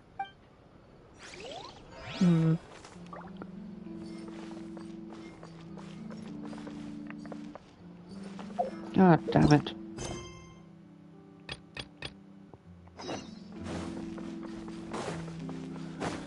Well, I can fix that.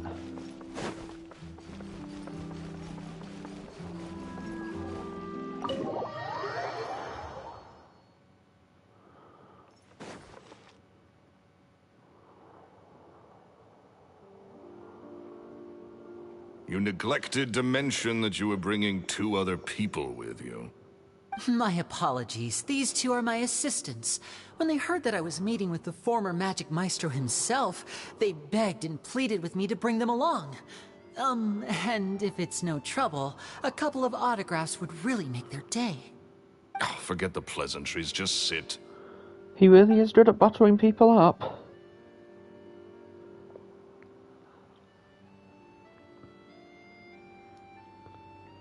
Get a load of this guy.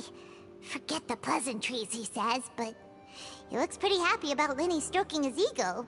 Exactly. I only agreed to meet since we're both magicians. Do me a favor and cut to the chase. I have more important things to do than drinking. Much obliged, sir. As it happens, the matter I want to address is also related to magic. Yesterday morning, a warning letter from the Phantom Weasel appeared on the entrance to the Opera House. He claims to be planning something for the same evening that I'm scheduled to do a magic show there. As such, I believe that I may well be his target.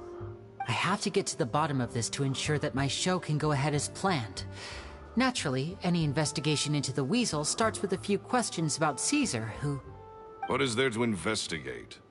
Caesar was the Weasel and he's been dead for 10 years. So what if some sick creep thought it'd be funny to write a warning letter? It changes nothing. Are you trying to tell me you actually bought it? Wow, you sure are defensive. Please, sir, no need to get so worked up. I do concede that a copycat is but one possibility. Possibility? It's a fact, Lenny.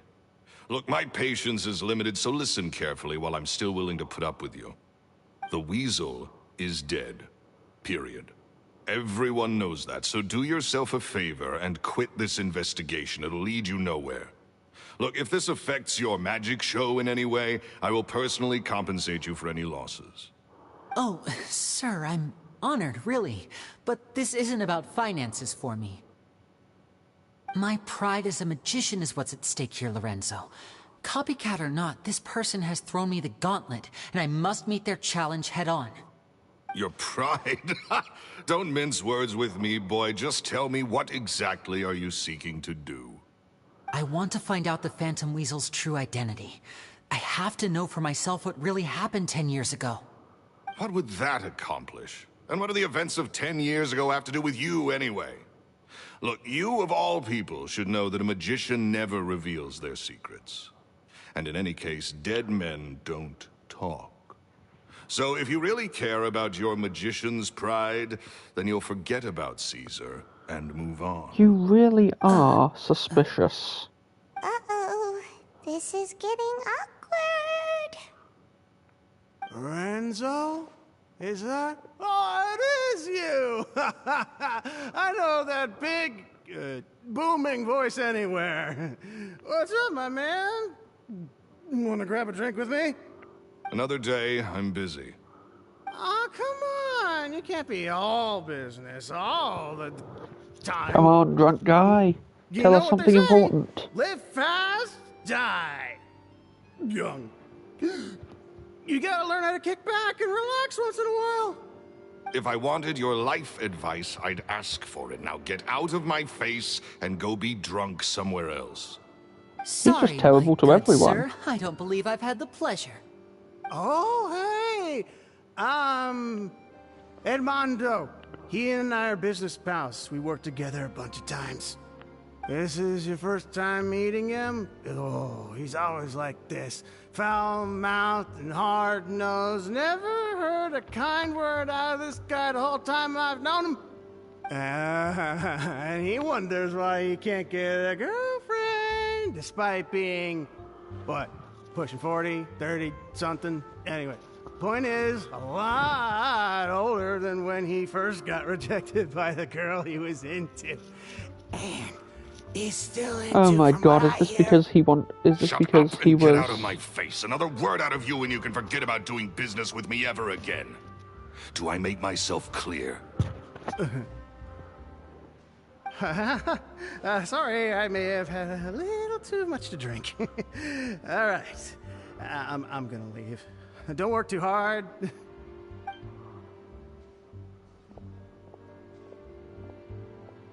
I think it's high time I made a move as well.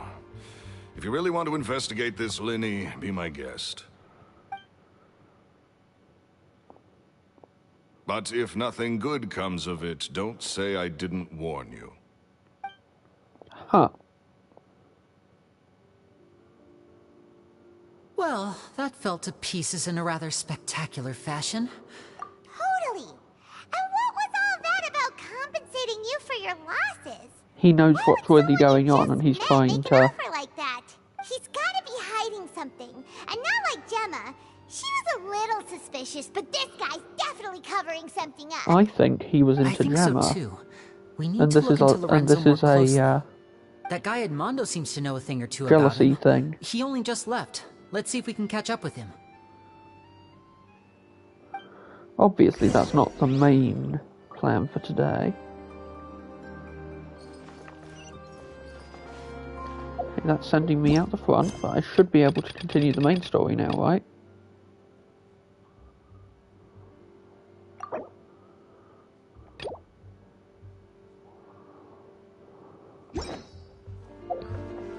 Would be nice if I could suspend that. Oh well.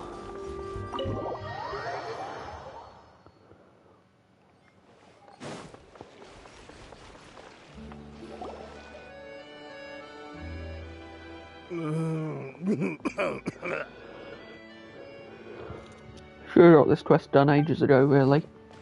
You okay there? Who are you? Oh, it's you guys.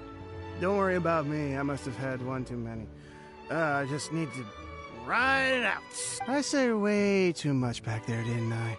Yeah, I nearly talked myself into complete financial ruin. Note to self, no more drunken chats when Lorenzo's around. So, he was serious about threatening to cut you off? Oh, he was totally serious. He was a bad egg. Hey! Keep your voice down. Don't go prying into Lorenzo's personal affairs. Bad things happen to people who ask too many questions. Or make an enemy out of him. Yeah, he seemed like the type. What kind of bad things? Don't even ask. I'm sorry. I'm gonna have to cut this conversation short. I'm not crossing that line again. And take it from me, trouble with Lorenzo is one thing you don't need in your life. You saw him flare up back there. I don't know what you said to him, but clearly it touched a nerve. That's not a good sign. You're too young for this. Don't get in over your head. I'm leaving. And there he goes. Shh. I think we're being watched. Don't say anything and don't look back. Any altercation in the city will attract the guards. We'd better take this elsewhere. Ah, so he's already planning on dealing with us. Oh well. Back to the main stuff. We're here! Paimon's hungry. Should we go in and get something to eat? I'm 100% on board with us eating something.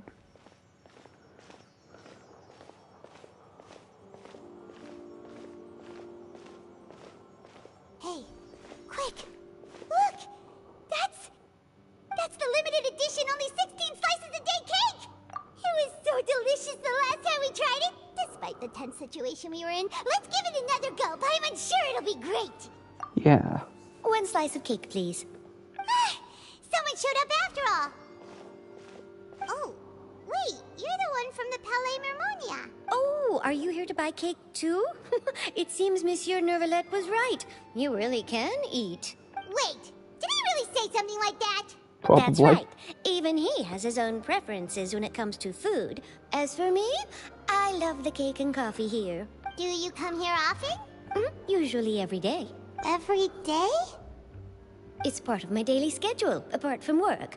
I shall have my cake and coffee.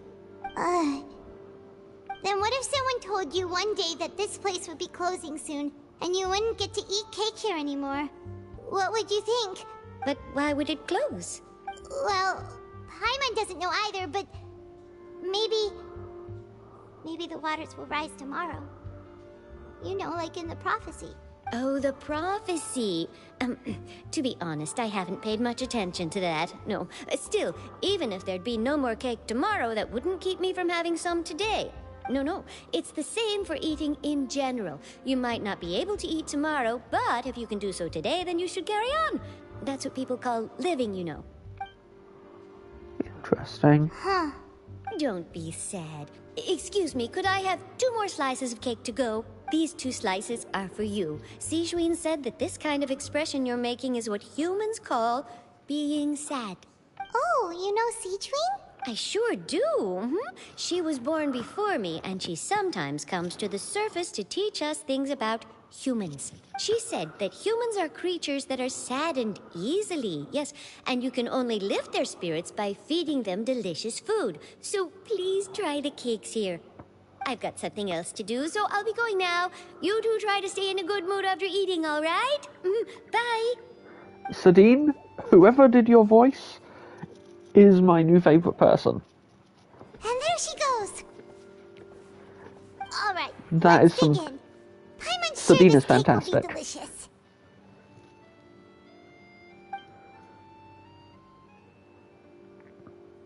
It's more delicious than last time, and the flavor gets even better with a sip of tea. Sure would be nice if we could always eat delicious food here. Wow. Only thing we can do is try. Oh, even if it's we're near the pointless. Seabird office. Let's go look for Charlotte and have a chat. Even if it won't change a damn thing. Making the effort is still important. Wow! If it isn't the Traveler and Paimon! Oh, have you seen the article I wrote about you? Ha! You've got some nerve! You just used us to make some quick mora! Could we negotiate a profit split? Don't worry about that. I heard that you were in Poisson some time back, so I sent you a letter to discuss just that. It's all right, though. I've set aside the amount intended for you. I've even set the table with some food. Really?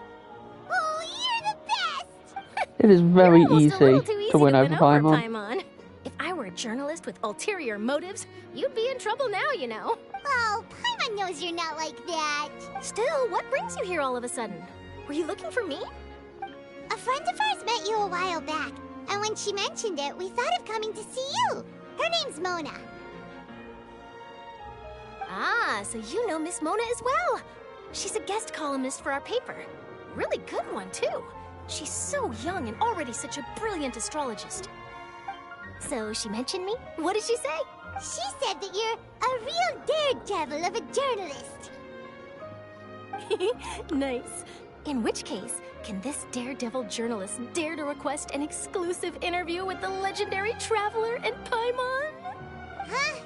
So your article in the paper today doesn't count? Oh, of course it doesn't. That was more like live photography. What I'd like to do is dive deeper and ask you to talk about the things you've seen and experienced.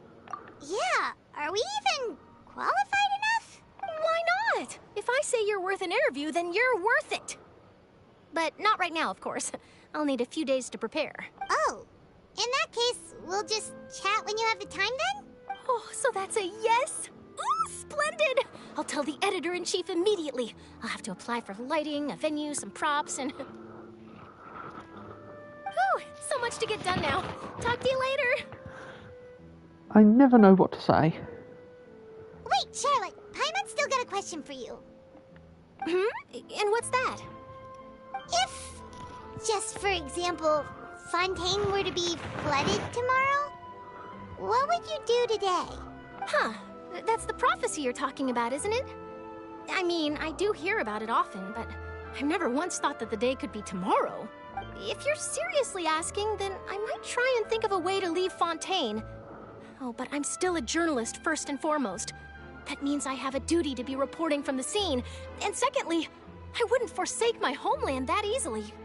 From what I've seen, most people don't know what they'd do should the worst come to pass. In truth, it might be better just to behave like normal rather than worry over such an end. So in all likelihood, I'd probably still be prepping at the office for that interview of ours. I know what you're thinking. That sounds a bit sad, but I've always believed that it's best to do what you enjoy. Just think about it. If this nation really were to be suddenly destroyed tomorrow, but I still successfully finish an exclusive interview with a truly unique person, the story I would wind up writing would truly be timeless. And then do you know what I'd do? Well, I'd write that story, send it for printing, and use messenger pigeons to get copies out to the various nations as soon as possible. I'm not a dreamer, nor am I a workaholic. But I do love my job. And I'd be proud of leaving such an article behind. I guess you could say that I was born to be a journalist. But anyway, that's my answer. And on that note, I'll get back to my preparations. That's so nice. All of a sudden, Paimon actually kinda envies her. Anyway, let's go and take a look at the sea, shall we?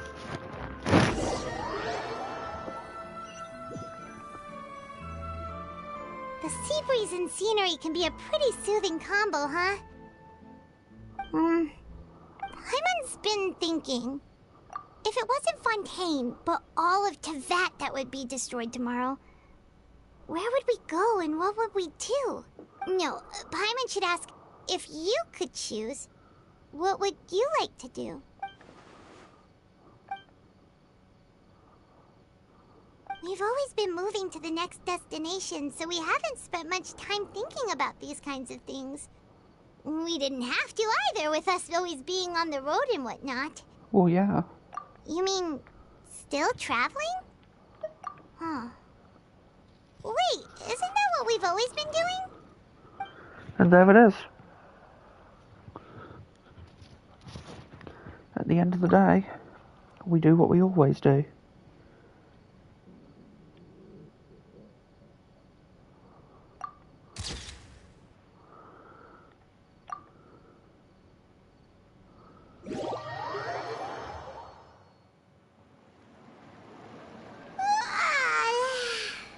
Like you'll grow mold if you stay here long enough. But it's still better than the Fortress of Meripede, that's for sure. It's not only damp there, but salty too. Ah, so the two of you lovely are there, still though. here. Wonderful. Oh, you're from the Palais Mermonia, aren't you? Yes, I'm Isadora. Monsieur Nervillet sent me to look for you two before. I heard that afterward you went to the Fortress of Meripede. Huh. Not at all. I'm well aware that you're friends of his. Actually, I'm here to pass along a message from him. Go right ahead. Inside the Opera House. The Maréchaussée Phantom has declared the incident a small-scale riot. A riot? Well, that said, I don't personally think it was that serious.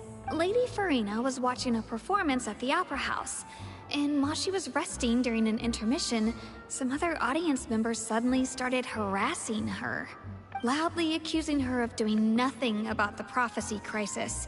And before she could respond, others started to join in. The crowd continued to grow, and protests against the Hydro Archon started to break out. So people have started to put the blame on Farina. Guess they finally found an outlet for the pressure they've been under due to the prophecy.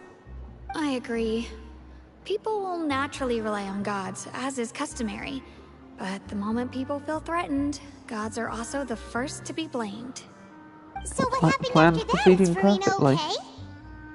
Seeing that the situation was spiraling out of control and that further argument was pointless, she claimed that she'd gotten tired of this and left in a hurry. The Maréchaussée Phantom had their hands full maintaining order and did not catch where Lady Farina had gone.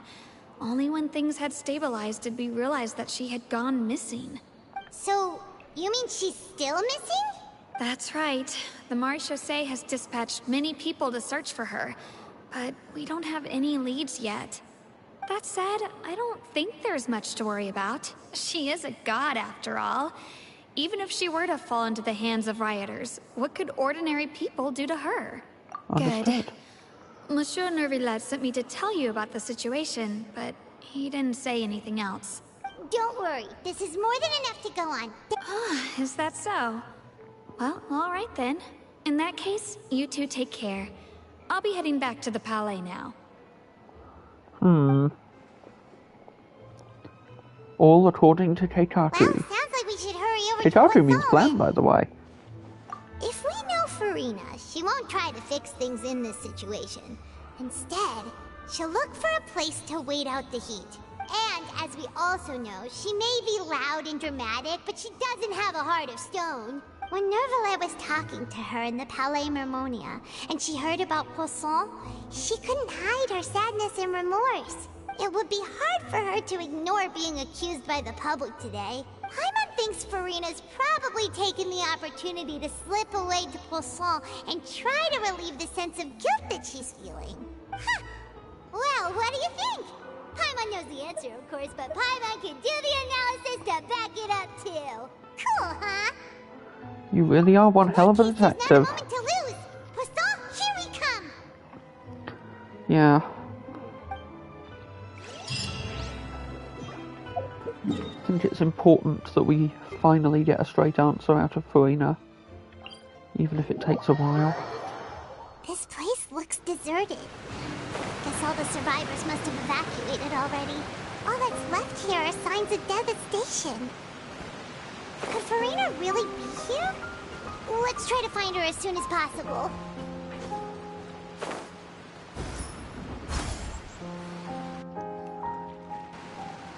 There she is.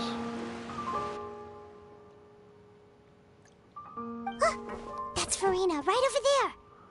She really is here all on her own. Should I just give up?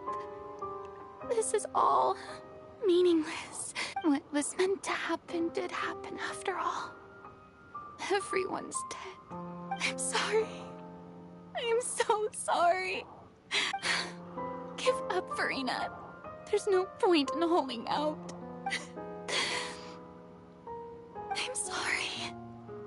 But what can I even do other than to repeat meaningless apologies over and over? Who's that? Don't worry, Furina. It's just us. So it is you, blonde traveler from another land. Furina, you were crying just now, weren't you? The tear stains on your face are obvious. Yeah. What do you mean, tear stains? Oh, I remember. The show at the Opera House earlier this morning was so moving. I'm still trying to process it. Who did that uncivilized rabble think they were, disturbing my enjoyment of the arts? They even dare to tout their Archon. I must teach them a lesson. I can just imagine their twisted and frustrated faces once they realize that I'm nowhere to be found. You're full of shit, Furina. And I'm sure Nouvellette and those people from the Maréchaussée Phantom are freaking out right next to them, too. Of course not. Hey, there she is! The Hydro Archon's over there! Quick, after her! Furina, those people seem to be after you. They are? They're just some rabid fans who want to cut the line because they haven't been able to meet me in person, aren't they? That's against the rules. I can't let them get their way. Furina just ran off! Quick, we have to catch up with her!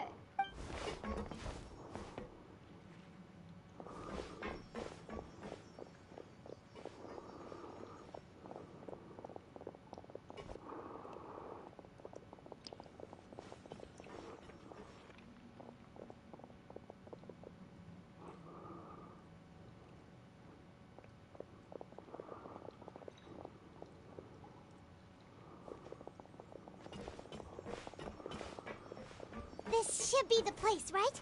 Hey, Furina!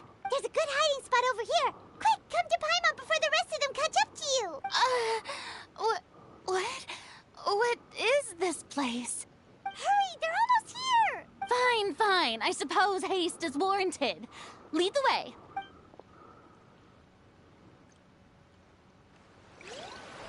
She's surprisingly easy to manipulate. Though given the circumstances, it's not like we've given her much choice.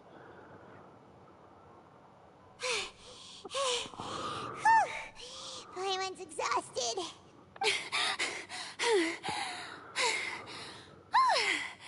I'm so tired.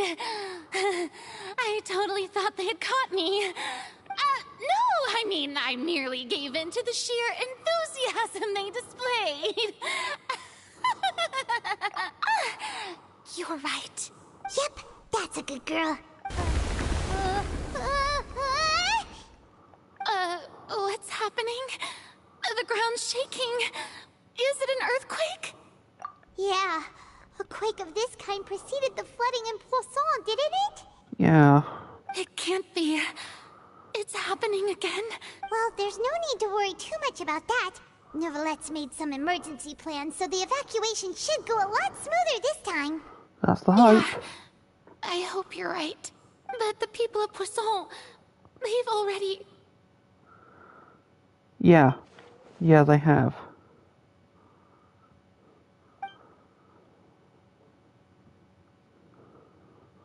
It's true. I've been investigating the prophecy for hundreds of years. I once had informants all over Tevat, searching for clues and feeding information back to me. I've tried all kinds of ways, too, to hold back the sea. Anything to keep the coastline from advancing. But all my efforts proved to be futile in the end.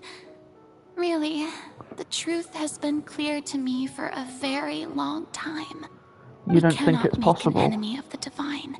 No matter what we do, the will of the heavenly principles will have its way, and the prophecy shall be fulfilled. But you haven't given up.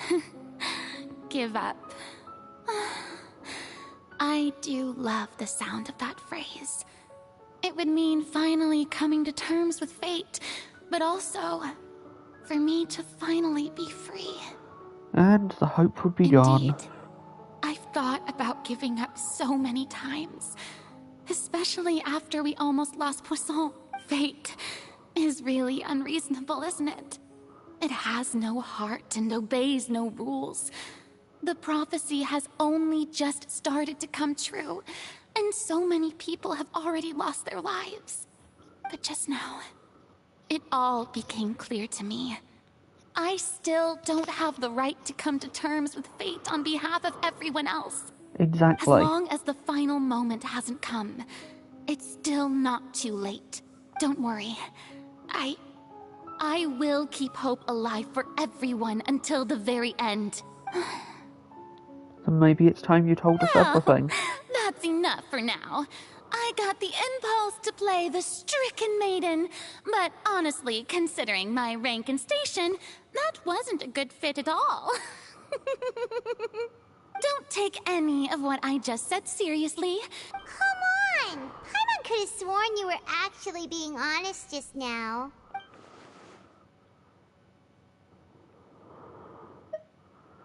You really don't have to shoulder this alone, you know. I don't know what you're keeping from us, but you need to let people help you. That's impossible. It was fated right from the start that this would be my duty alone. Then confide.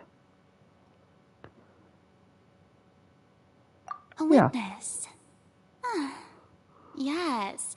I've heard that you came to Tevat from beyond the stars, yes. In other words, you never belonged here. And if Tevat is, in its entirety, a show on a stage, then you're just a spectator, aren't you? Exactly. If that's the case...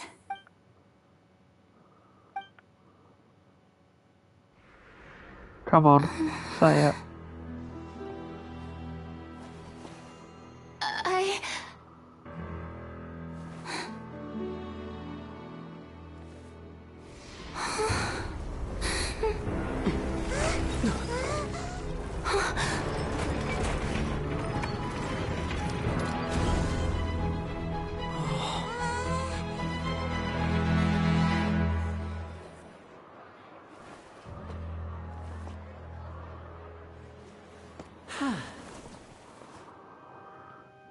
Was she gonna say it? I have no idea. Ladies and gentlemen, this concludes my opening performance. Now, without further ado, we may proceed to the trial of our god. So this is what it is. Yes, You deserve praise for the effort you took to raise the dramatic stakes. Do not forget, however, that I am Focalor, the god of justice, the embodiment of justice itself. Does it not strike you as even the least bit absurd to bring the very concept of justice to trial? May I interpret these words as your refusal to stand trial? In that case, you will have the opportunity to defend your honor through a duel. Indeed. You would draw your blade against a god? Seems that way, doesn't it? I see. It seems like you have made up your mind.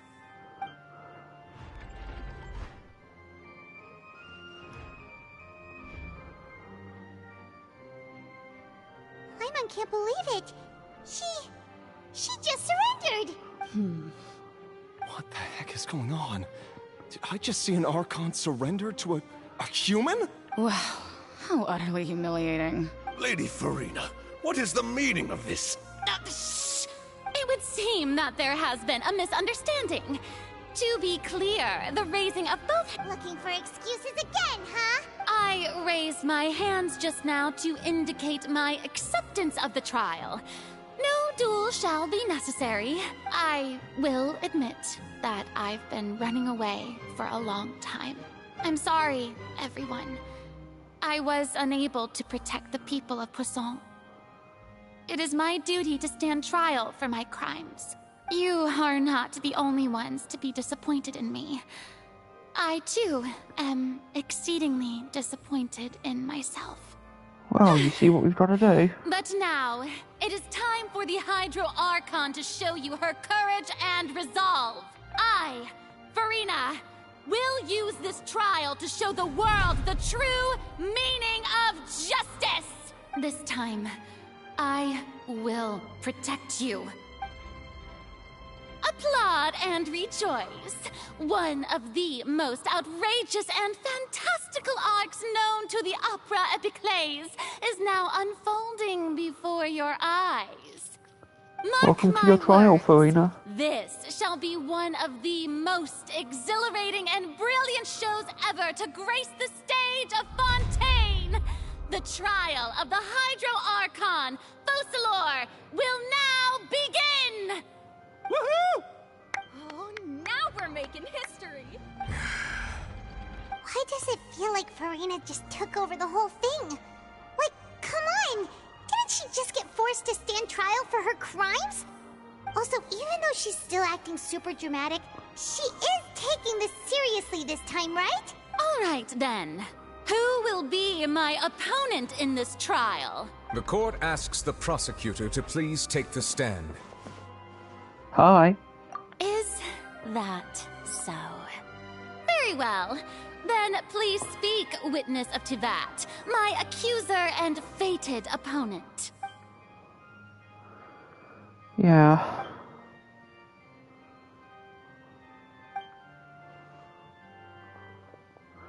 We almost convinced her, but I guess we ran out of time. Also, please allow me to ask, as a final question before the trial begins, just how much work did you do to force me onto this stage? Well, we did do a lot of prep after the meeting that day. I can go over the tasks assigned to the Spina di Rosula, since they were rather straightforward and easy. Navia, the president of the Spina di Rosula. Most of the people who participated in the disturbance this morning were my subordinates. Oh yeah. They changed into plain clothes and came to the Opera House as regular audience members, waiting for the perfect opportunity to incite insurrection against you. The people's resentment against their Archon has been building as more and more of the prophecy is fulfilled. A spark was all we needed to turn smoldering anger into a flame. Moreover, according to our understanding and analysis of you, when something like that occurred, you would likely flee the scene and head to Poisson by yourself. Which is exactly what you We did. arranged for a second group to lie in wait there. So, you mean, the ones who scoured the settlement for me were also from the Spina? And their goal was to force you to step into the giant magic box so you may personally participate in the greatest magic performance in all of Fontainian history. That's right. That house was a magic box, rather than someone's residence. As the super ultimate version of the setup that I used when I first performed at the Opera Epiclese, the volume of the box was increased by a whole order of magnitude, and the distance it traversed was the entire gap between Poisson and Arenias. Its cargo, of course, was an Archon instead of a human. My thanks, Farina. Without your help, we could never have pulled off such an extraordinary performance. You're welcome? Of course, this performance was only made possible with Father's support. The House of the Hearth spent a massive amount of labor in Mora to pull this off. We had to select a location, construct a giant magic box, dig a tunnel, and open up a path through the water. It was a lot of work for all of us. So, in other words, the earthquake that we felt within the giant magic box was just a normal tremor from the transportation of the whole house? That's right. It wasn't a sign of another disaster to come. Sorry about that. Then, I can guess Nervilette and Cloran's parts. You gathered a crowd, prepared a stage, and made sure that the champion duelist would be immediately ready for a fight. Also as soon as I appeared on the stage, the trial may commence without a hitch. Am I right? Yes, that is correct. Well, Clorand, I must commend you for your courage. Only the most outstanding champion duelist in all of Fontaine would accept a duel with an Archon without flinching. Thank you. As for you, Traveler, I suppose your role was to keep me distracted with conversation once you found me in Poisson. You'd make sure that I didn't notice anything amiss before revealing yourself as my prosecutor once we'd arrived onto the stage. Well, it seems you're mistaken there. We were trying to give you a chance.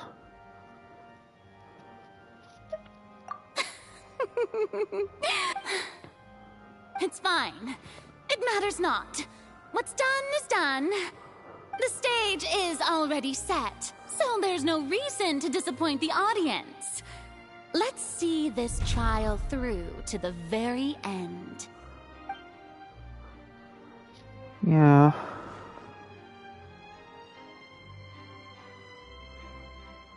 Sir Prosecutor, please allow me to pass this along. This is a document that Miss Charlotte applied for and received permission to share with you during the trial. According to her, it should speed up the proceedings. I see. Charlotte wanted to give us something? Oh, so she's here too! Hey, Charlotte! Oh, let Paimon see. Isn't this the exclusive interview that she did with us before? Wait, then that means this document is a perfect timeline of everything that's happened ever since we stepped foot in Fontaine! Exactly. So in other words, we can refer to this anthology of evidence every time we want to use something from our journey as evidence for an argument. Let's quickly confirm the information in it. Just think of it as a refresher, alright? Definitely need one of those. You defeated the Hydro Archon in the very first duel you took part in at the Opera House. That's one for the history books, alright. I didn't think that you'd wind up getting to the bottom of the case I'd been following all this time. I guess you could also see this as a happy coincidence. This is the first time Monsieur Nervilette had a difference of opinion with the Oratrice. Even the Hydro Archon can't figure it out. I reckon she knows. A Fatui Harbinger. She's an extraordinary person. Her instinct must mean something. The fortress of Meripede was almost destroyed in a single day. That I didn't witness that scene personally will always be a source of professional regret, I think. Indeed. According to Monsieur Nervilette, both Child and that whale should have been in the primordial sea at that time. I nearly lost my awesome friend Navia. To be honest, that still gives me shivers. I nearly lost my awesome friend Navia. The words of someone as extraordinary as a witch can probably only be truly understood when something surreal happens to you. Yeah. Quite the document. The prosecution and the defense are both in position. The trial shall now begin. Let's do it. Oh, come on, Nervilette. There's no need to repeat all the unimportant legalese. Just fast forward to the part where the prosecution lays out my offenses. As the defendant and the lead actress of this performance, I still haven't even been informed of my supposed guilt in all of this. Of course, it is only natural for humans to struggle to understand the actions of a god. However, you will need more than that to convict me of a crime. Behind the veneer of That's true, smarminess. but my charge here is unrelated to your conduct as an Archon. Instead, I would like to charge you as a fraud who's never been the Archon in the first place. Wait, what was that? Lady Farina's a fraud? Hey, I came here thinking that we were going to try the Hydro Archon for forsaking our duty, but did I hear that right? She's not our Archon at all? Charge accepted. Lady Farina, do you plead guilty to the charge?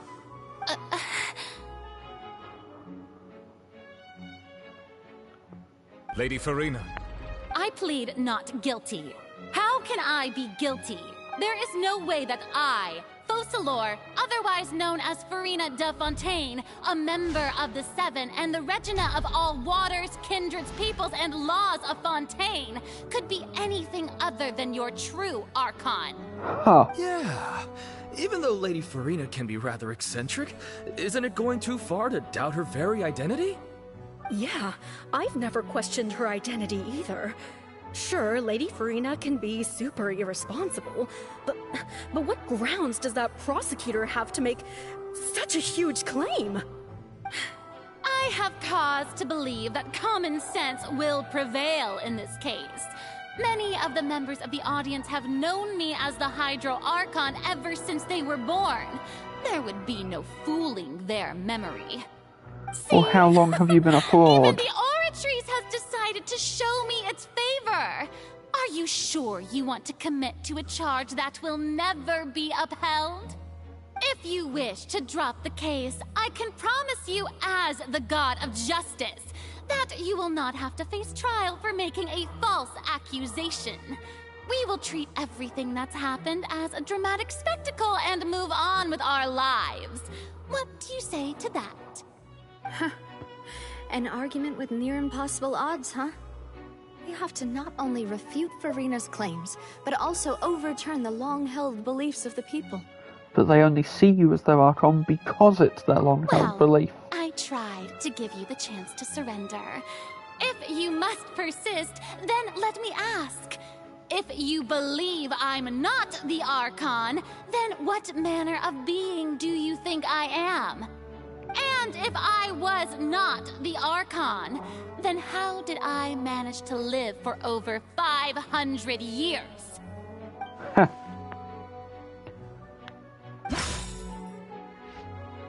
We know a few special things about Farina.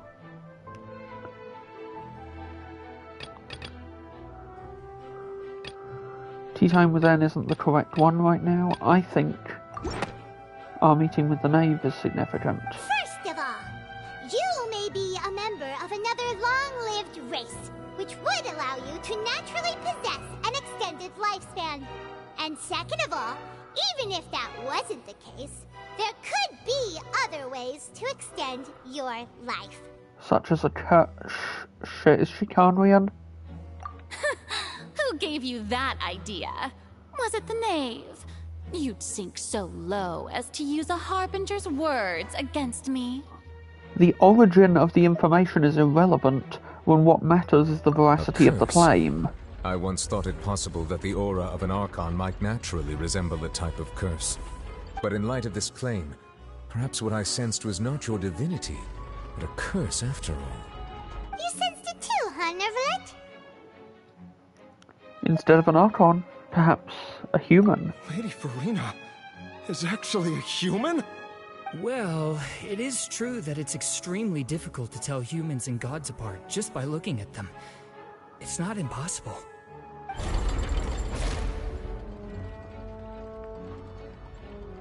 Well, don't start celebrating too early now. Even if I have been carrying a curse like you said, how does that prove that I am merely a human being? Besides, everyone knows that the main difference between a human and a god is the possession of authority. Gods can do what humans cannot. That's why they're worshipped as gods. For centuries, manifestations of my authority have served the nation of Fontaine. One need only to turn their eyes towards the Oratrice Mécanique d'Analyse Cardinal in this very opera house, or consider the endemitium that is used in every aspect of life.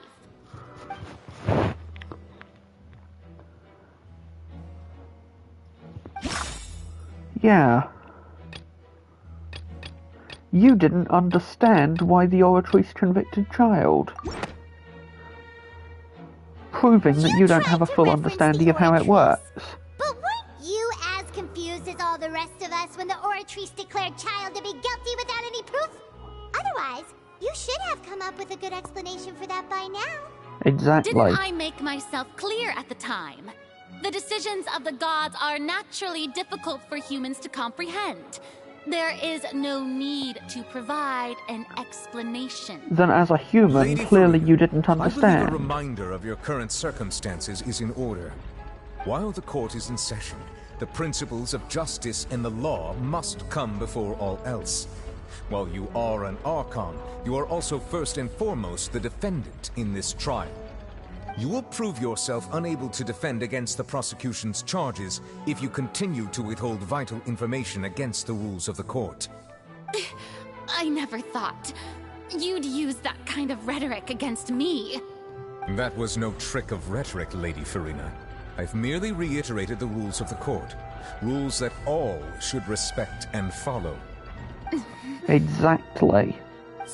So cut the crap. Child was declared guilty, nor did you understand the structure and operations of the Oratrice. Instead of having been created by you, the manifestations of authority you mentioned have been made by the real Hydro Archon, haven't they? The real Hydro Archon? Well, now you're really losing me.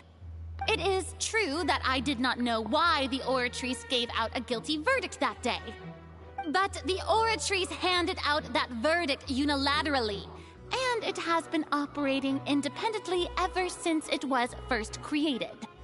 You can't argue that just because a divine creation is flawed, that the god behind it must also be no god at all.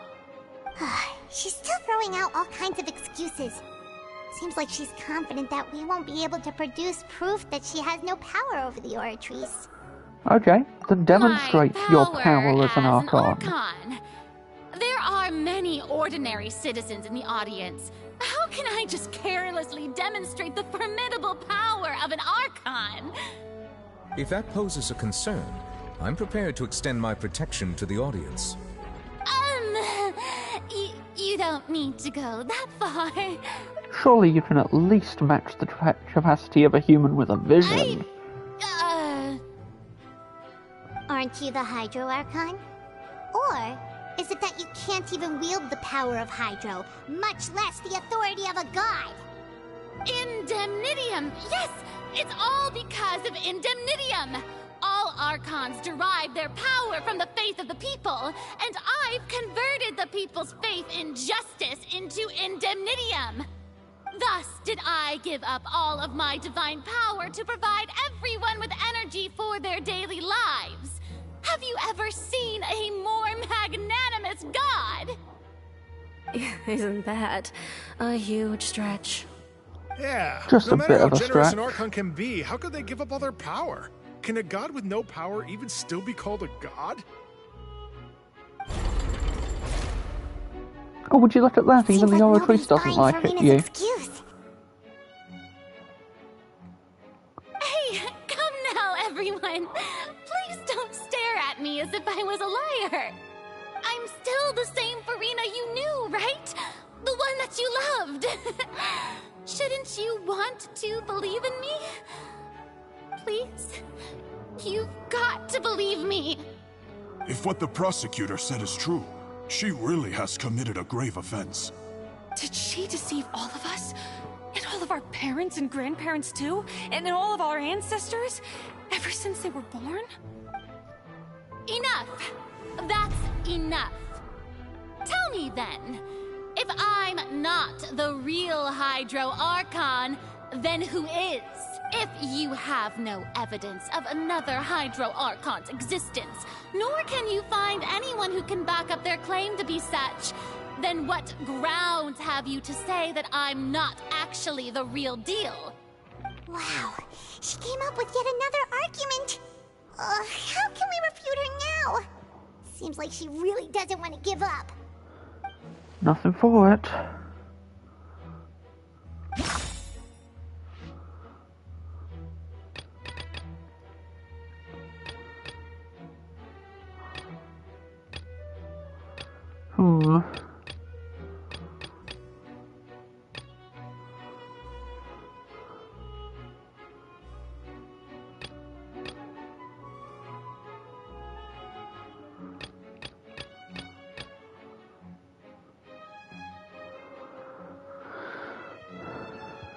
Water from the primordial... Fontaines can be dissolved by water from the primordial sea. When the primordial sea intruded, they had to use Nouvelette's power to push it back. That doesn't sound right. Okay. Then it has to be the seawater.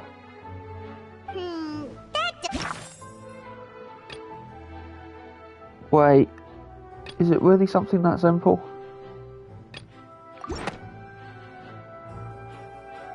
It has been established that all Fontainians can dissolve in water from the primordial sea. And that means... Since you insist on claiming to be a god and not a human, then there's a method that you can use right here and now to eliminate all suspicions of you being the latter. Miss Navia, please apply to serve as a temporary attorney for the prosecution before addressing the court. Though you act in partnership with the prosecutor, you must still adhere to proper procedure. Super sorry, Monsieur Chief Justice. I swear this really will be the last time that I'll speak out of turn. Now, I've brought some seawater from Poisson. As everyone knows, a massive flood struck the area not long ago, taking many lives, including those of some of my closest friends. So, Miss Farina, would you dare to touch some of this seawater? If we are to believe that you are indeed the real Hydro Archon, touching this seawater would have no effect on you. All it should do is strengthen your case. But, if you don't dare to touch it, then we would have basically proved the reverse. Exactly. Oh, and I must remind you that after the disaster at Poisson, nobody wants to see any more people dissolve. I do hope you'll act prudently and choose the simpler path of admitting guilt. Navia from the Spina di Rasula. The Spina has governed Poisson for many years. I guess her suggestion is valid. If Lady Farina is indeed just a human, she's probably Fontainian like all the rest of us. Would she really dare to try?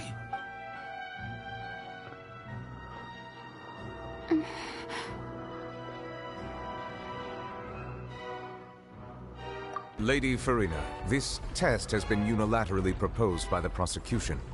As it falls outside the realm of standard court proceedings, you possess the right to decline participation. It would be admitting guilt. Well, of course he had to tell her that. But refusing to participate is basically the same as a confession of guilt. She's just staring at the water without saying a single word. It really does seem like she's quite terrified of it. What's going on? Is she really planning to... that's not what we thought she would... Due to the inherent risk of the test, Lady Farina, you may...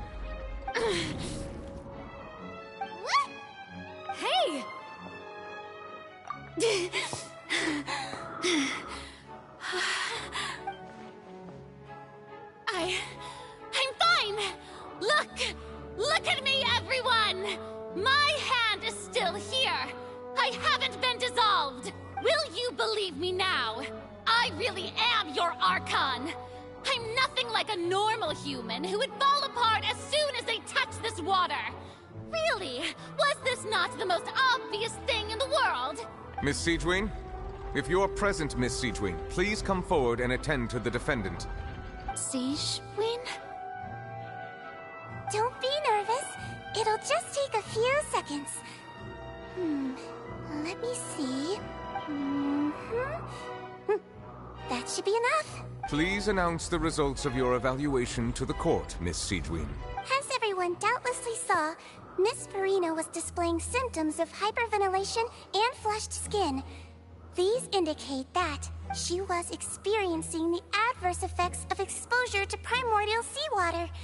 The extent to which she was affected is the same as other humans when exposed to primordial seawater of a similar concentration. Well, damn. Thank you, Miss Siegewin. Lady Farina, you may return to the defendant's stand. Oh, wait. Quite the bluff we set up. What did she just say?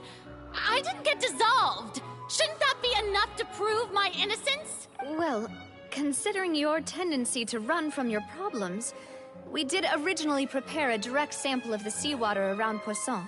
However, after extensive discussion, we exchanged it for a sample that is not concentrated enough to dissolve an actual human. After all, on the off chance that something entirely unexpected might occur, like you attempting to get yourself killed. Anyone else to lose their life to the sea. Yeah, so out of regard for Farina's life, you secured a low-concentration sample and asked the head nurse to serve as an expert witness. It's a great thing that the direct sample wasn't actually used. Farina could have... I can't believe...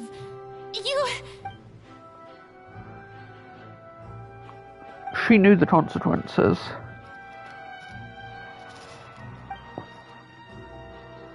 Listen to me, everyone. Please don't give me such cold and disdainful looks. What happened just now didn't prove a single thing. Think about it. How can you conclusively prove that an Archon can't also be affected by the primordial seawater? Also, if I was really just a human, why would I dare to just put my hand in that kind of water? I'm afraid that you're losing them. Anyone, just listen to me. I swear, I really am your Archon.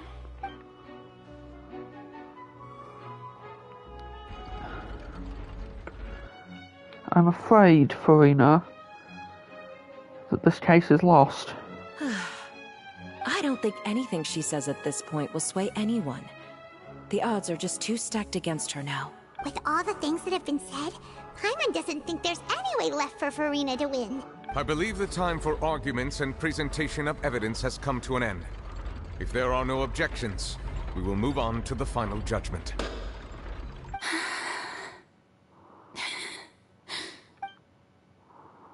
I don't think anything she says at this point will sway anyone. She's too stacked against her now. Oh no.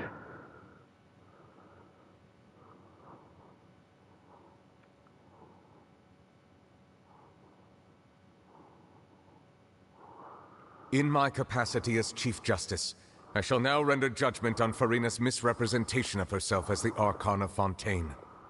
As a human who knowingly deceived her fellow citizens, Farina is...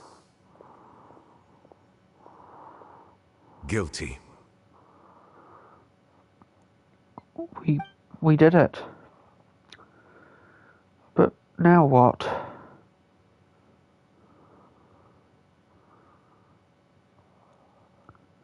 We shall now turn to the Oratrice Mécanique d'Analyse Cardinal to render the final verdict on the charges.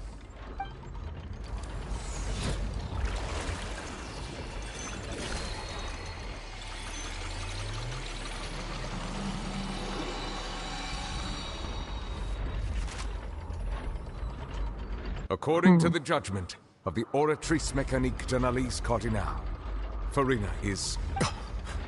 Well, what's wrong? What's the Oratrice's verdict? No, the Oratrice also displays a guilty verdict. Isn't that correct then? However, the exact wording of the verdict is thus.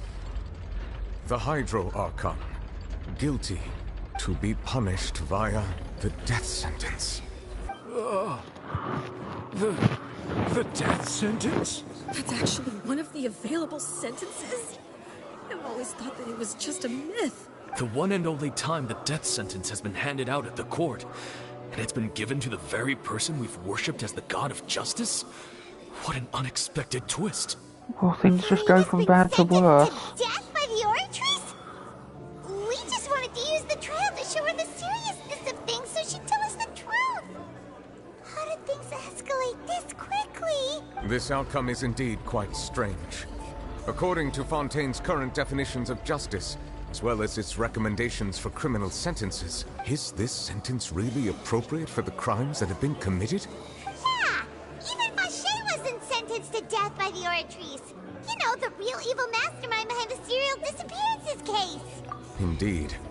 Not only is Furina's sentence overly excessive, the very point of our trial today was also to prove that Furina has never been the Hydro Archon in the first place. And therefore isn't the one it's judging. The Oratrice seems to have deliberately invoked the title of the Hydro Archon. What does this mean?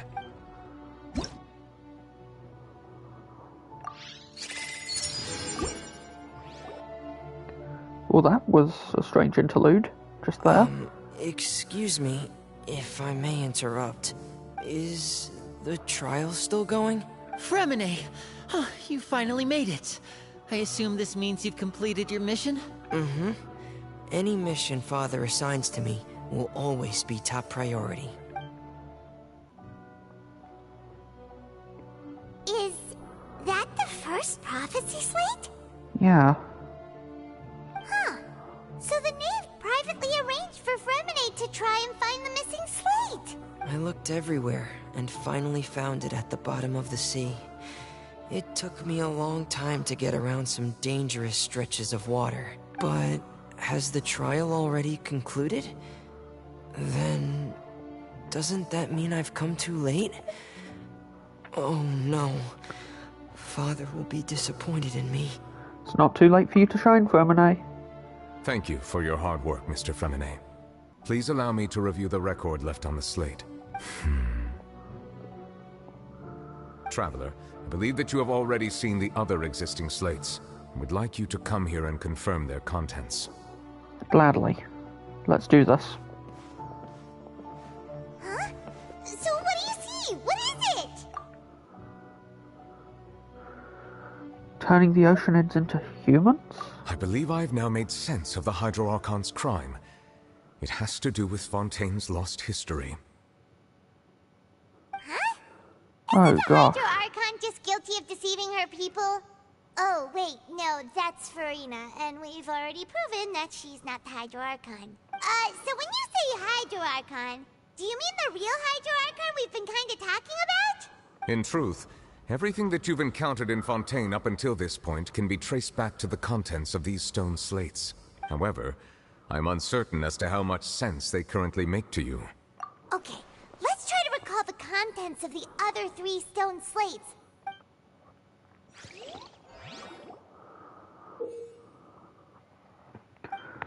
Okay.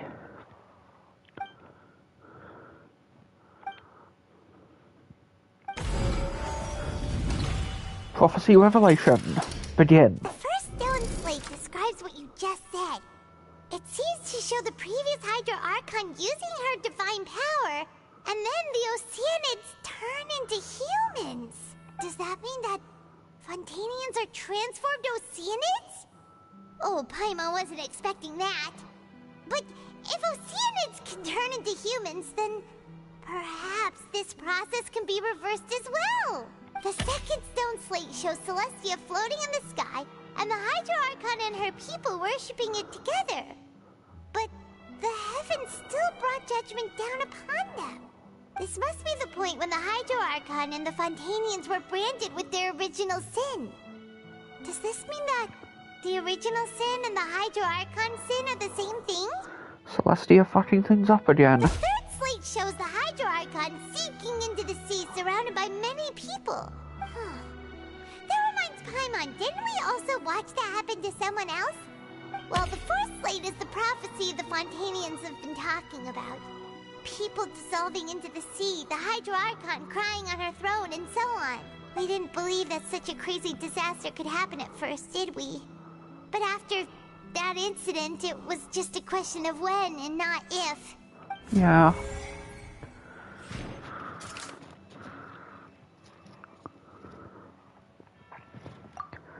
Turn the oceanids into people.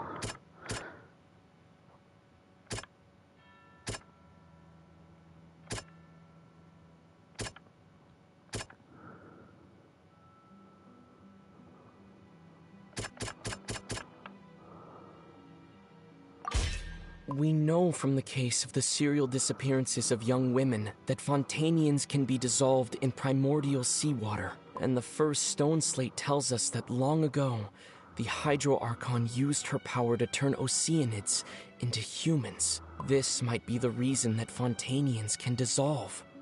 They're not entirely human. Well. Okay, the Judgment.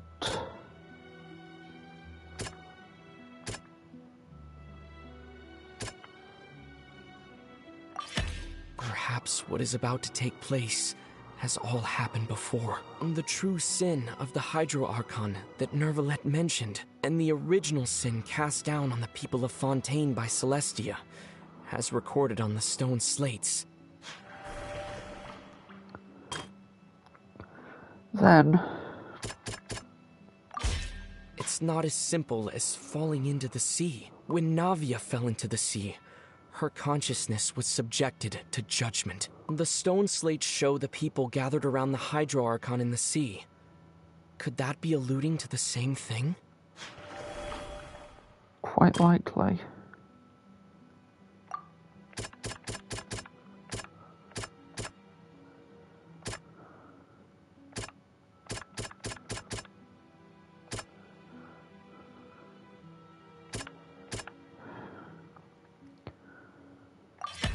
The prophecy from the stone slates found its way into society, but not many people believed it at first. The fortress of Merope was nearly flooded with primordial seawater, which we know can cause Fontainians to dissolve. It seems increasingly likely that the prophecy may come true if... Oops. Didn't mean to push that. They'll dissolve into the primordial sea but won't cease to exist. Their essence will flow in the seawater, converge, and take the form of an Oceanid. The Hydro Archon was sentenced to death in court, shocking everyone present. Perhaps this means that her sin was actually Fontaine's original sin. Navia fell into the water inside those ruins, and she nearly dissolved. She was surrounded by the people of Poisson in a court within her consciousness, and was forced to take part in a trial meant to make her stay. The eruption of the primordial sea at the fortress of Merope was the surest sign that the prophecy was about to come to pass no matter what. The prophecy's contents can all be verified by recent events. If we combine what we know together, loads of truths should come to light. Prophecy revealed.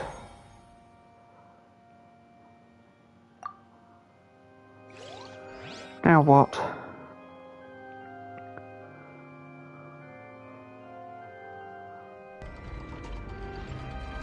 Huh? Oh, Paimon gets it now! So that's how you can make sense of it. But then it feels like we're going to have to share some truly shocking revelations. Let's hear them. Yeah. Incredible. Linny, did you hear that? We're not real humans. All Fontainians were originally created by the late previous Hydro Archon, with Oceanids as their basis. The evidence for that can be found in how only Fontainians could dissolve in primordial seawater, and how all the girls Vacher dissolved were also turned into Oceanids. Oh, and according to Navia, when she was about to get dissolved, she also saw everyone gathered around for a trial. All of them in the shape of Oceanids. Indeed. The crime of the Hydro Archon. Yeah, and it follows from the content of the first slate that she probably angered Celestia by creating humans without prior permission. Huh. That could also explain why the Oratrice judged the Hydro Archon to be guilty. It's to account for that ancient sin. The Hydro Archon's true sin was creating us? And yet, after many hundreds of years, the Hydro Archon's creations have turned around to try to judge the Archon within the Opera Epiclese. The twists of history are often the most unexpected of all. Yeah! Isn't the image here just like when Navia fell into the sea? So wouldn't it be trying to show the image of the Hydro Archon also falling into the sea once the prophecy has been fulfilled in the fourth slate? In the end, the people will all be dissolved into the waters, and only the Hydro Archon will remain weeping on her throne. Only then will the sins of the people of Fontaine be washed away. Did Paimon get all that right? You've made some keen deductions. I must Oh, say, dear. given how much you still don't know, it is impressive that you've already managed to connect so many pieces of the truth. However, while you were able to decode all the information on the slates, they've also been etched with an additional layer of hidden information using a different power source. When we were at the ruins, I tried to decipher the hidden information recorded in the slates. But since we only had 3 slates at the time, I was unable to come to a full conclusion. So what do you Now find that the slate now? collection is complete, I shall make another attempt to decipher the narrative recorded within. If everything goes well, we should finally be informed of the unadulterated truth.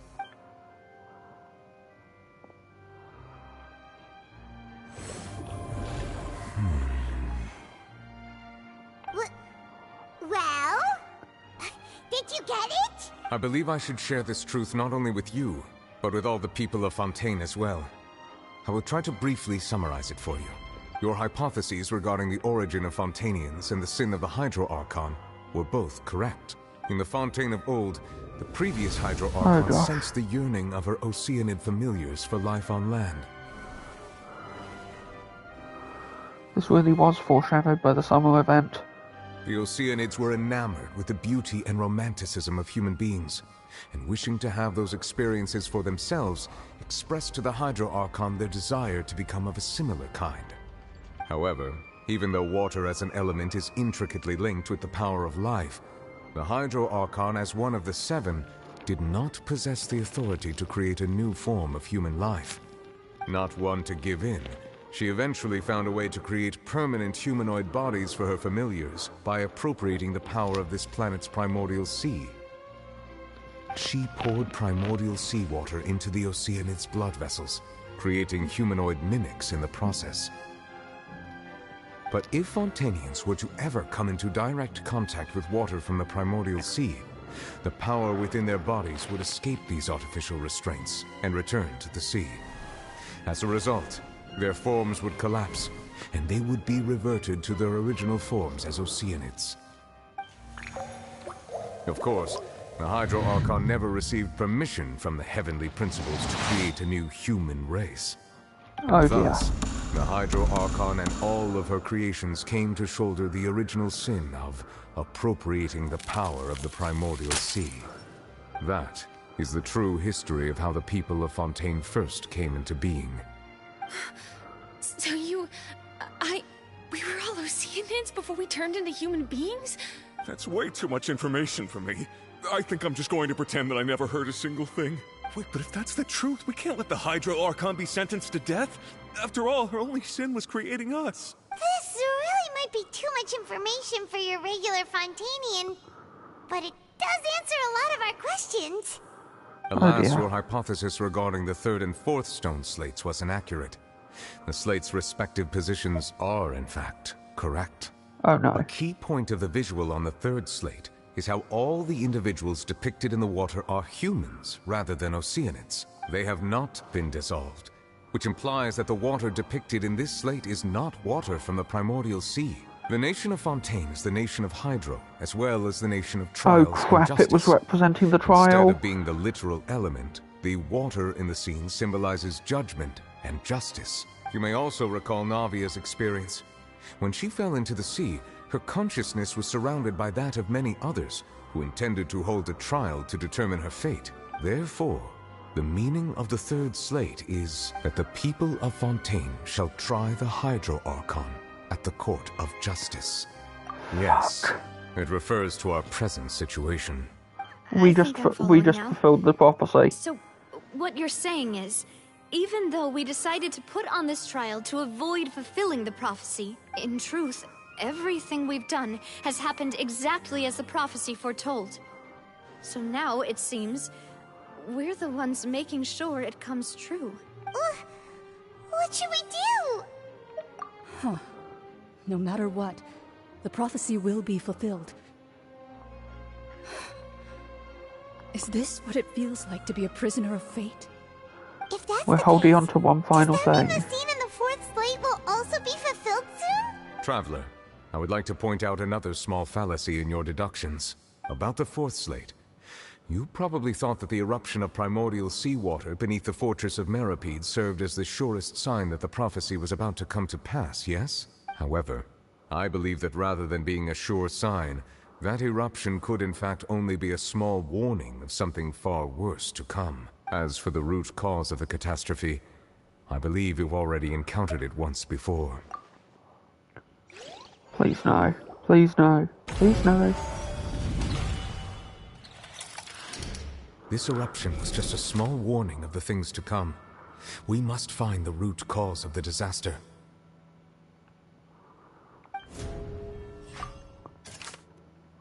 That doesn't sound...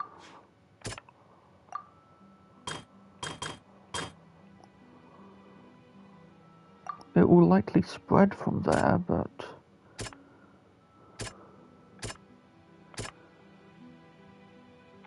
The It whale. was both dream and reality.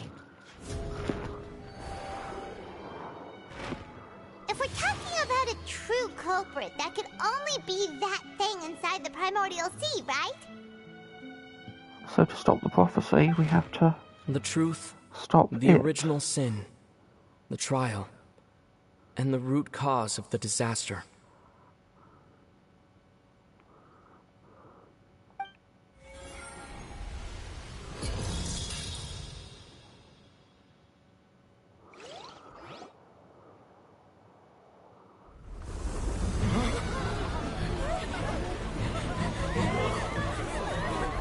Oh no.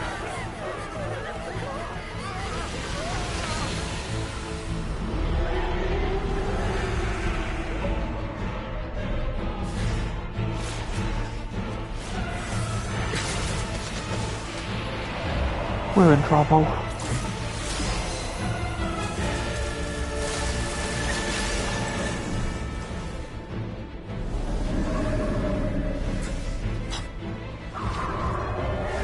After the audience.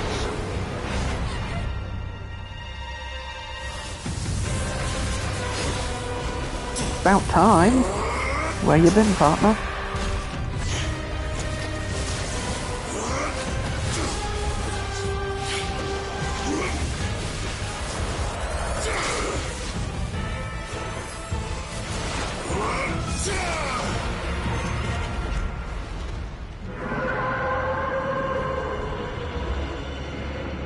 Well, all we've managed to do is make it retreat.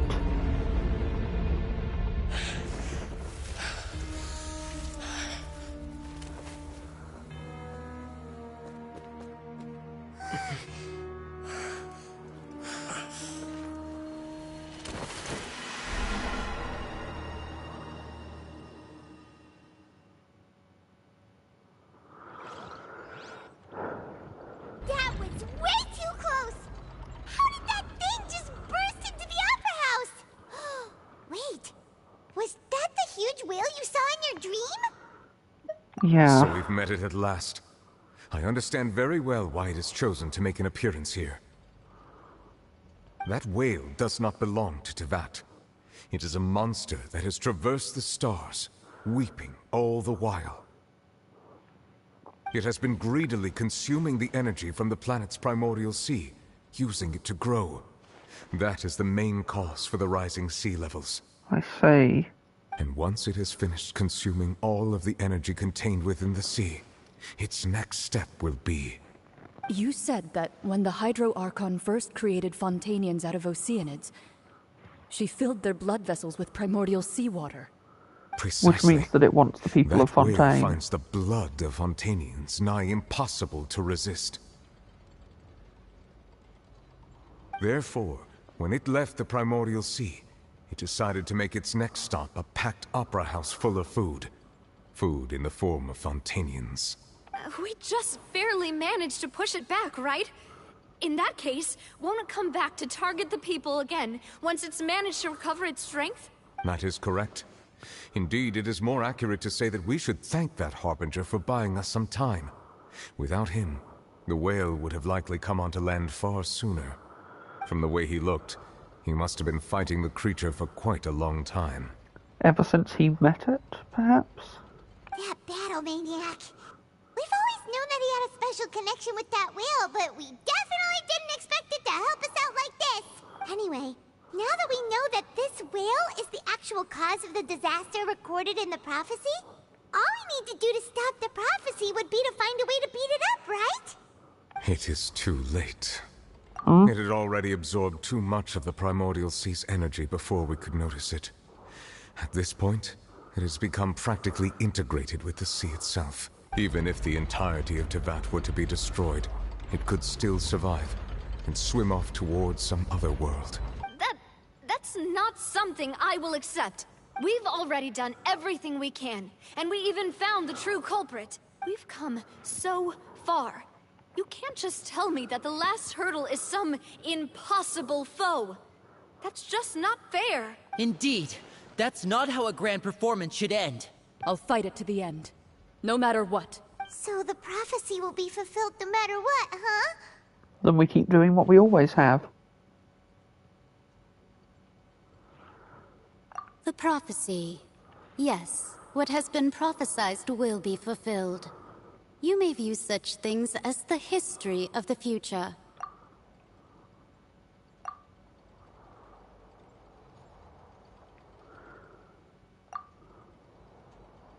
Just as prophecies are usually only the future as seen from the perspectives of the gods, could things be happening in hidden corners where the gods' gaze does not fall?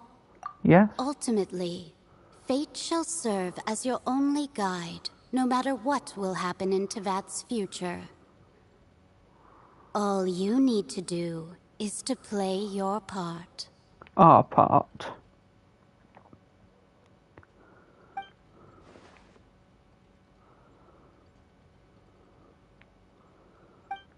Missed a few things.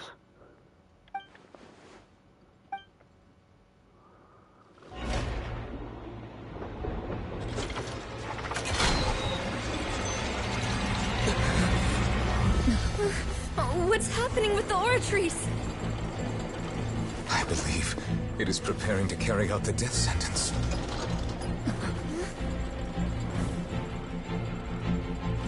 Farina! Enough of this, Farina. We're getting you out of here. No, I still need answers.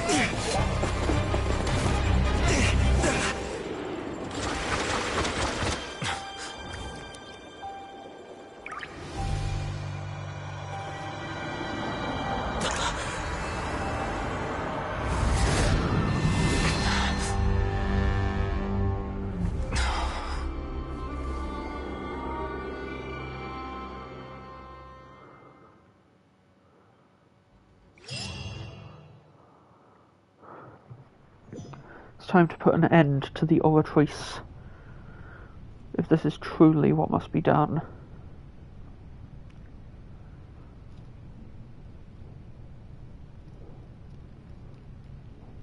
You...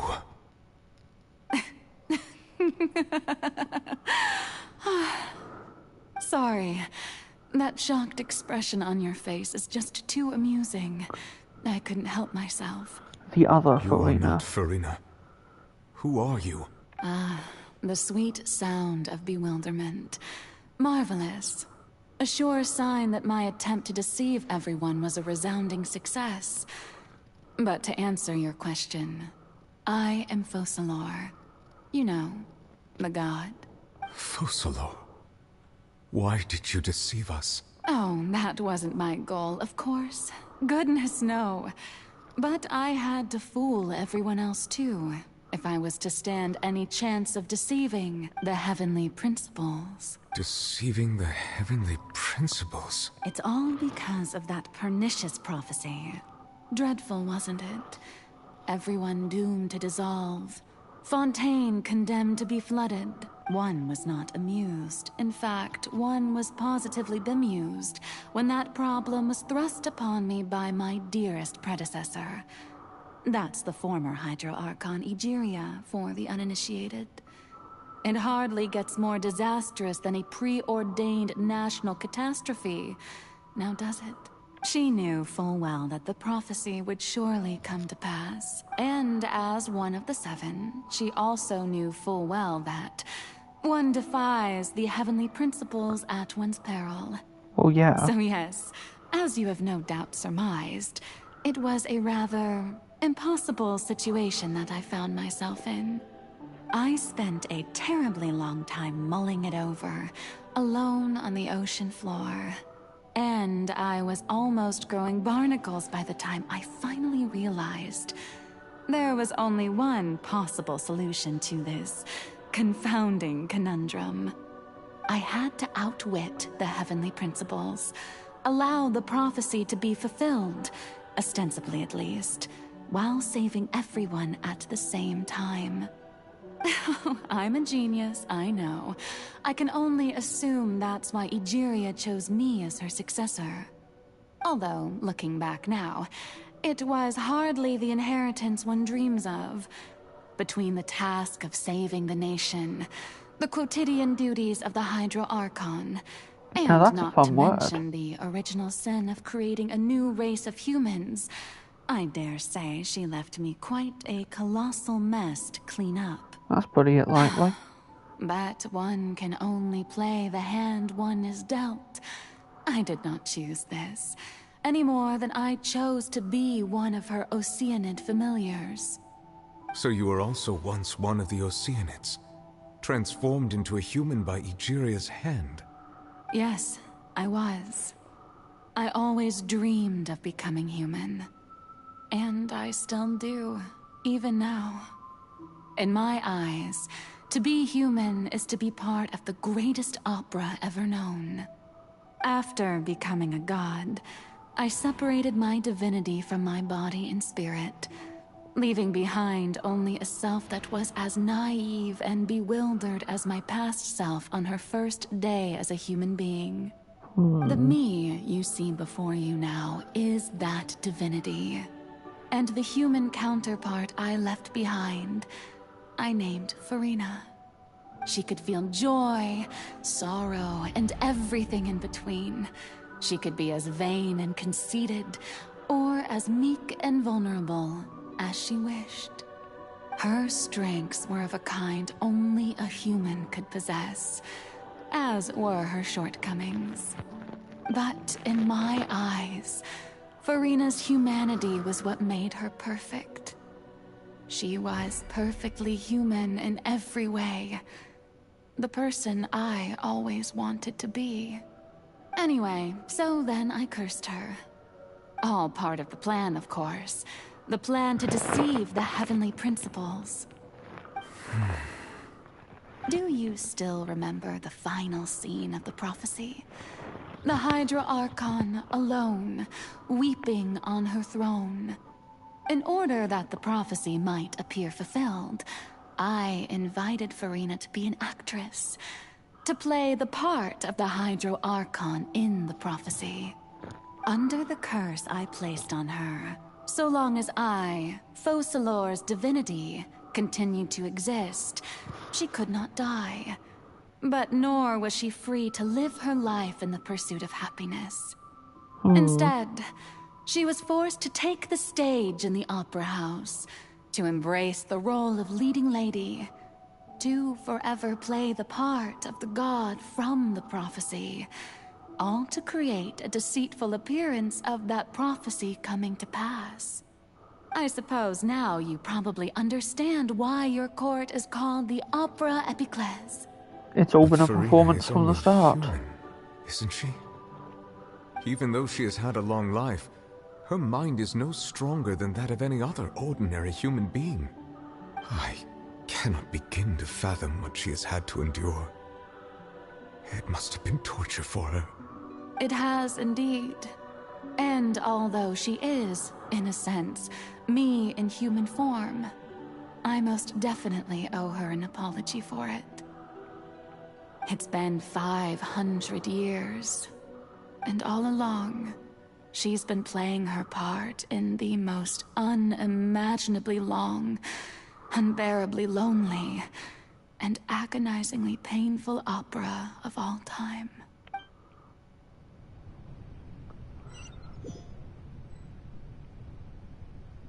That's just incredibly fucked up.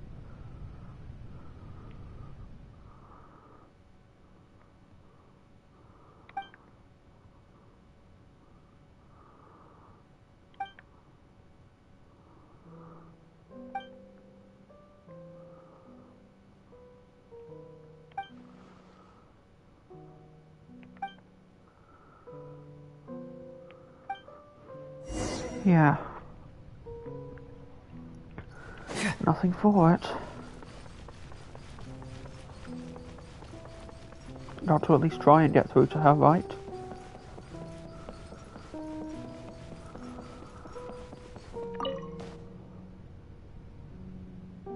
Oh? Who permitted you to come onto the stage? Now, I understand your admiration for my august self, but I must ask you to keep to the rules. All right. It is not my intent to reprimand you. There is no need to state your name. Just be off with you. Do not distract me from my performance. There's no audience here, Farina. Oh, do not jest. Can you not feel it? I am Focalor. The eyes of countless Fontainians are upon me. I must, at all times, display the utmost elegance and nobility. Yeah.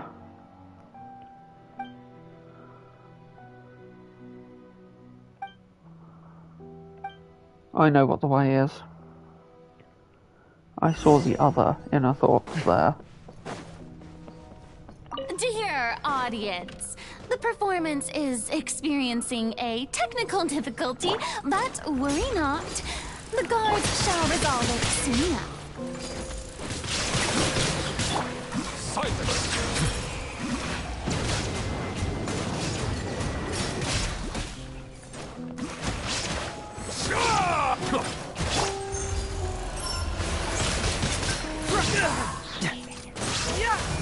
You deal with this one.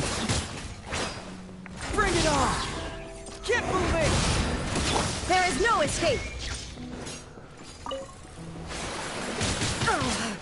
Thought I might see if I could get tricky there, spawn multiple enemies at once.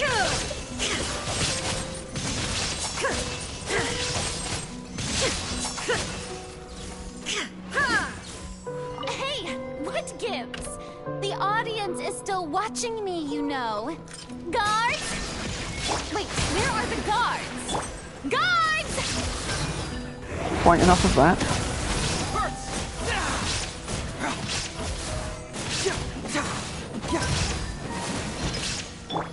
Let the mighty be humble.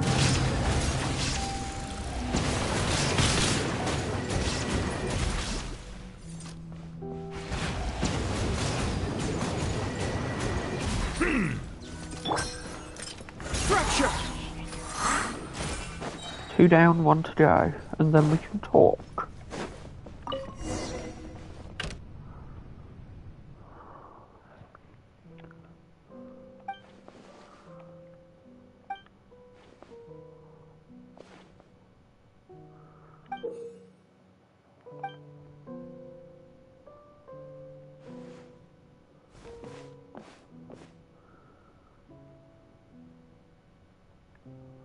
Here's hoping.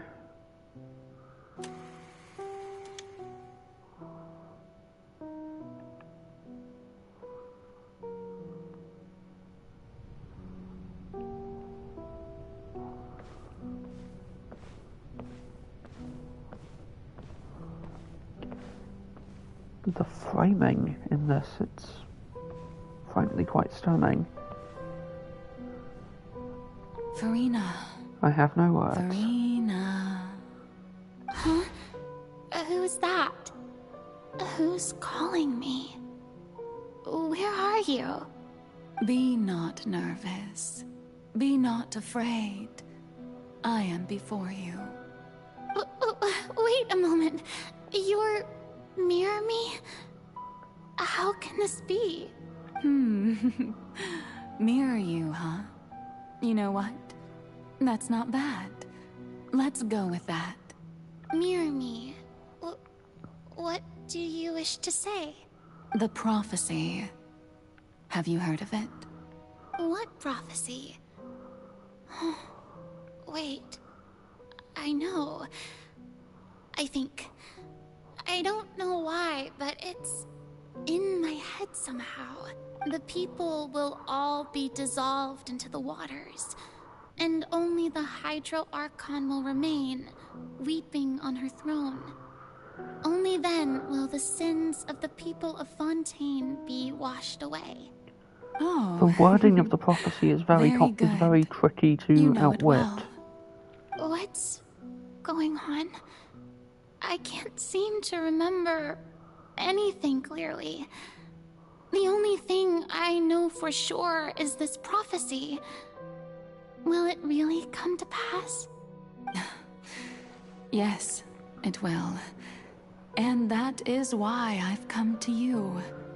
Disaster will come to Fontaine sooner or later. Things will develop just as the prophecy declared. There is no escaping it. But doesn't that mean everyone will die? I'm a Fontainian just like them. Will I dissolve too? Oh, don't worry. Magical meetings exist in this world precisely to give people a chance to turn things around. It is the reason why you met me today. I will tell you how to save everyone, but you may have to suffer somewhat. This is cruel. Oh, so there's still hope after all. Goodness, you frightened me. You spoke so much and with so much certainty. As for the suffering, well, I will admit that the first thing that came to mind was, why do I have to be the one to suffer? But if the prophecy will come true, I'll also die anyway, right? So if I've already met you as my magical meeting in this world, if there were scales, with all the people of Fontaine on one side and my pain on the other, is it not obvious where the scales should tilt? Yeah. You truly are the perfect human. My ideal. I suppose this would also be the justice that belongs to you. Huh? Don't worry, it's nothing. Listen well. Fontaine has just lost its Hydro Archon. I need you to play a role. That of the new Archon. Play as a god? That's right. You must begin a never-ending masquerade. You must never let anyone suspect your identity. If you can keep it up, then I shall have my way of defying this prophecy. But should your identity be revealed, then all hope will be lost. But how will I do this? A human assuming the role of a god without being exposed. Don't worry. What you must do is not to turn yourself into a real god. You simply need to play the role of a god as humans imagine them to be. Being a human yourself, I'm sure you already know what such an entity would be like. Remember, your true challenge will not be pursuing divinity, but contending against humanity. I'm still not sure I understand, but I'll try. I'll try to do this. So, how long am I going to have to play this role? To accomplish this mission, you will have to stay on the stage for many, many years. You will endure and not grow old until your task ends. But I promise you, all will eventually end in a magnificent and dramatic trial, and everyone will be saved. A trial? Huh. How exciting. I'll be looking forward to it.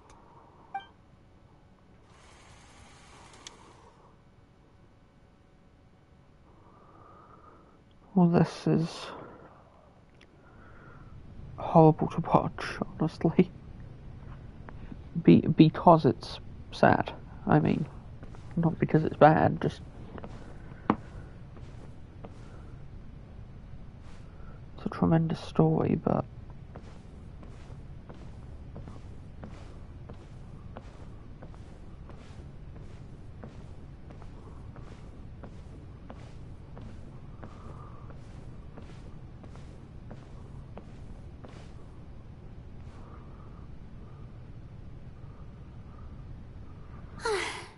The Maison Cardinalise has announced my accession, but this is my first time facing the people. What should I say to most appear like a god? To be honest, I still don't know. Perhaps I should first try to act natural. Ahem! Ladies and gentlemen, good evening, and welcome to the Opera Epiclese. I'm sure you've all heard about how I have taken on the role of Hydro Archon. Indeed, I am Verena de Fontaine, your new Archon. In truth, I know little about becoming a nation's new god, but it will be my honor to guide you all. As the god Focalor, the god of justice, I shall do all within my power to lead you into an age of fairness and justice. These dialogue options doing a great job of painting the picture of what's going through her mind. Once again, thank you all for coming. If you should have any questions or suggestions, please send them to the Maison Cardinalise.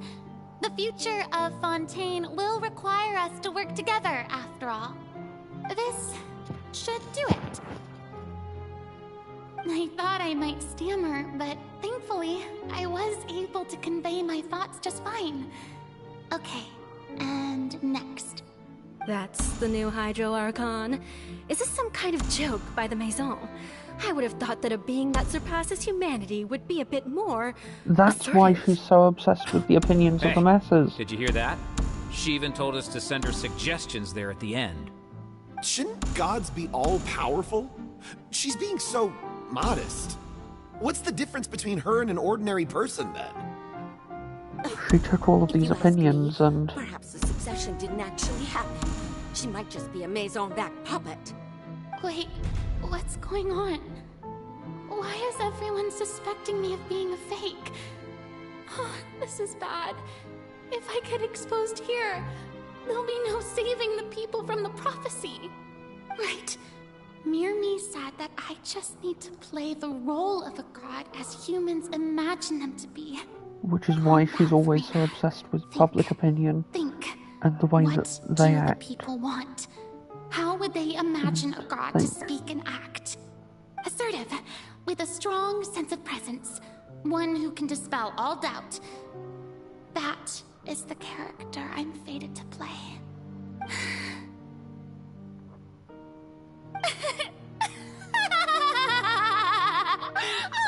Oh, very good, my people. Only ones such as you are deserving of my rule. Now, I was wondering, if some weak puppet were to one day come onto the stage and claim ownership of this opera house, would the children of Fontaine follow them? Well, it seems that you would all see right through them. Having passed my test, you are qualified to witness wondrous trials alongside my august self, here in this opera house. Damn, You that's how she did consider it. my previous act a door gift of sorts. I thought it was a debut that suited the atmosphere. Now then, let us be reintroduced. Ah, so that was just a performance. How could I have forgotten that we were inside an opera house? Her personality. It's quite shocking, to be honest, but I suppose it's a better look than before. Such a fascinating and bold deity. How wonderful! Our future may yet be bright after all. It seems I've turned them around. Best follow this flow and restart my accession speech. Resolutely, with My conviction. dear people, whether you acknowledge me or not, whether you trust me or nay, I say to you, keep faith in your ardor for justice. We have heard it said that this nation's sins can no longer be washed away. Well, I say that justice is most fragrant when it blooms amid sin. The scales of justice should not weigh heavy in the hands of its God. On one side, it must carry fairness and justice. And on the other, praise and applause. May law be the prayer on our lips. May judgment be our worship. Let us light the fires and drink to the future of Fontaine. She kicked ass at this. There is no trouble in this world that justice cannot solve. All that is needed is for you, my people, to believe in it, heart and soul. So long as I, the Archon Focalor, stand within the Opera Epiclese, so long as I stand before the Oratrice, I shall even judge the gods of this world!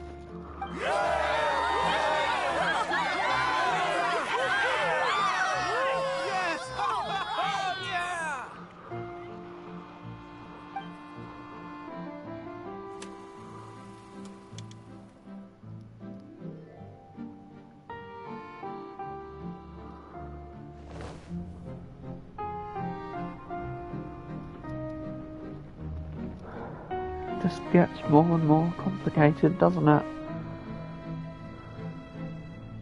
Lady Farina, here are today's case reports, as well as a summary of the follow-up for your perusal. Come now, was I not just at the Opera House in person? Leave these kinds of things to Neuvillette. Besides, none of these trials were the one that I'm looking forward to the most. If I may be so impertinent, what kind of trial are you truly looking forward to? A magnificent, dramatic, and wondrous trial. A trial to end all things. How could you hope to understand? That's true. I fear I lack the ability to grasp your divine thought, Lady Archon. No need for fright, and do not take what I said before too seriously. Go now, do your duties. The trial I await. It will come one day.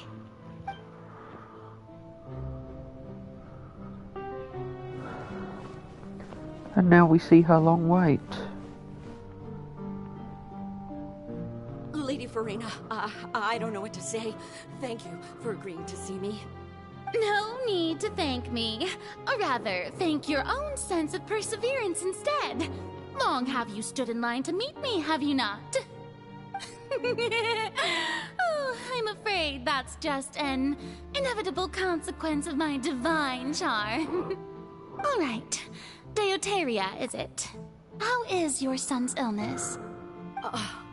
You remembered me, and you knew of my family, too. He is doing much better now. In fact, he is far more of an ardent believer than I. He was the one who forced me to seek an audience with you, and to bring your words back to him. Oh, good. Very good. If this should happen again in the future, please do not hesitate to come and tell me. Going down to citizens' homes every so often, while not usual practice, should serve as a fine change of pace. You're such a gentle and wise god. Thank you once again, on behalf of my son.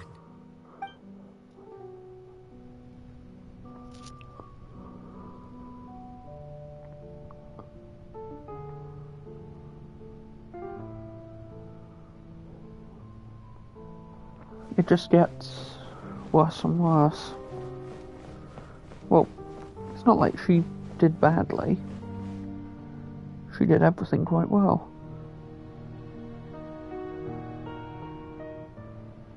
Lady Farina, here are the latest hydrological reports. As for the specific parameters you asked to take note of, I'm afraid things still don't look good. I see. It's as I thought then. As your god, I did already expect this, but I wanted to see how far your human wisdom would allow you to analyze it. All manner of signs indicate that the prophecy will still come to pass. Forget it. That's not something you need to worry about right now. Well, as I understand it, the Fontaine Research Institute is also trying to find a way to counter the rising water levels. Really? Have they found anything? I'm afraid that they haven't found any effective solution thus far. Oh, is that so? Well, no wonder. This issue has reached the realm of the gods, after all. Still, their spirit is praiseworthy.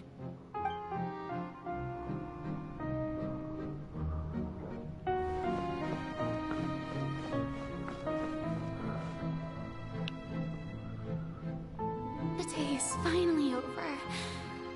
I haven't had a moment to breathe this whole time. But it's good to see that everything's getting on track. There are no longer any voices of suspicion. Yeah. Maybe this is fine. I just need to keep going, and everyone will be saved. Alright, Farina, don't think too hard about this.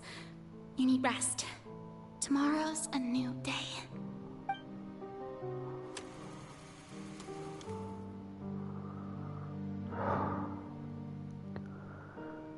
She tried really hard. Lady Farina, here are the new trial reports for the latest cases, as well as a summary of the follow-up. There'll be no need for that. I've seen them already. There's no need to go back over scenes I've witnessed in person before. Lady Farina, I've waited so long for this chance to see you. It just went on and on and on, didn't Indeed, it? my dear, loyal citizen. This joyous moment is an honor for us both.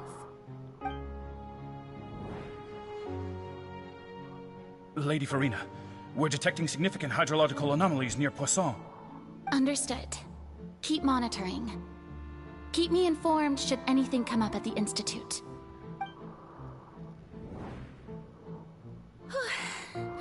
I don't think I let anything slip today. I must show the people that there is nothing to worry about.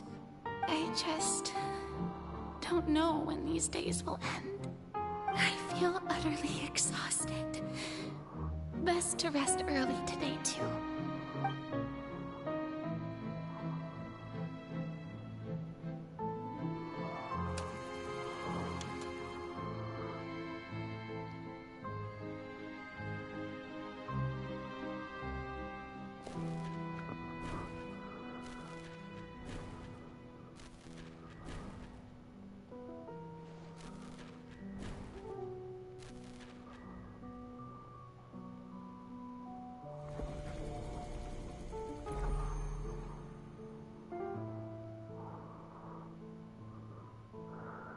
It just Lady never Farina, ended. It's like a dream being able to speak with you up close like this. I've heard that the first member of our family who was honored to receive an audience with you was Madame Dioteria, almost 20 generations ago. And what a fine family yours is indeed. It brings me great joy to meet such a faithful believer, a descendant of a line most ardent. Surely you exaggerate, Lady Farina. My lady? What is it, good citizen? Are you crying?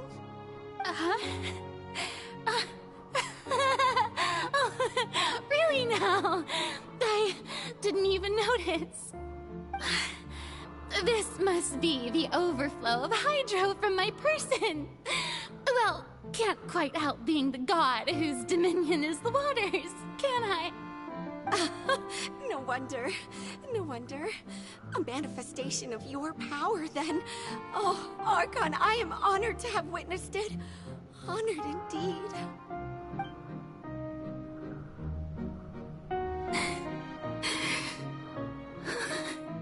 So interminable.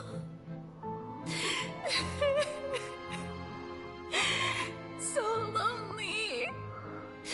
Just how much longer? This is why we could hear her crying in the fountain. Years must have passed by now. Perhaps the show must go on for hundreds more. I never imagined that it would hurt so much. Have I reached my limit? No. Perhaps I reached it long ago. Today I didn't even notice my own tears. I want to tell someone, anyone, about this. But would that not destroy all I've done so far? I've conducted so many investigations across the centuries. But there's not even a sliver of hope that we might break the prophecy. All I can do is keep heart. I must maintain this act. It is the only way to save Fontaine. Please, mirror me. You have to succeed.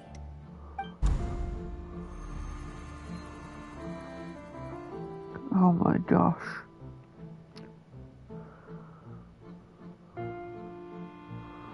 It just keeps getting worse and worse and worse. Furina, you don't have to shoulder this burden alone. Although I don't know what you might be keeping from everyone. Your people are more than willing to share your burden with you.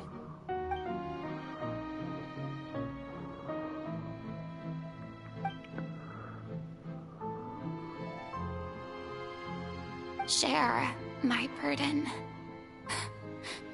That's impossible.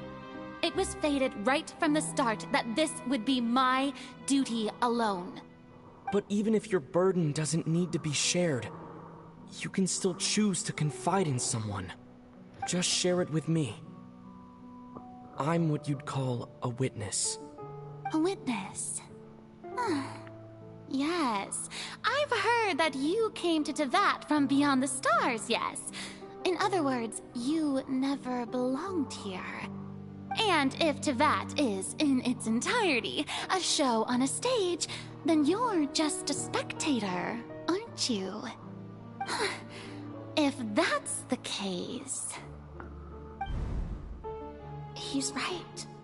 I could confide in him, couldn't I? But if things don't play out as expected, the people of Fontaine will be the ones to pay the price.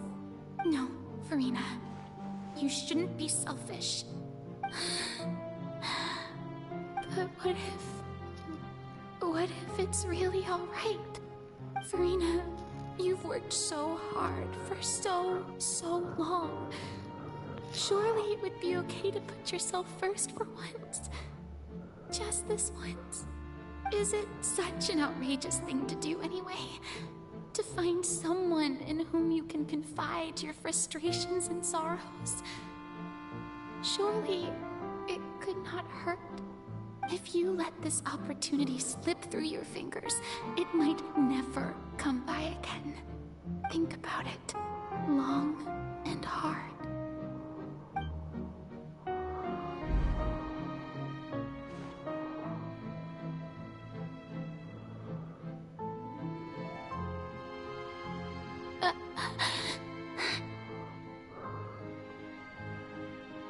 No, I have nothing to say. I am Furina, the Archon of Fontaine. Everything will surely get better. All you need to do, dear spectator, is to witness my performance until the curtains fall.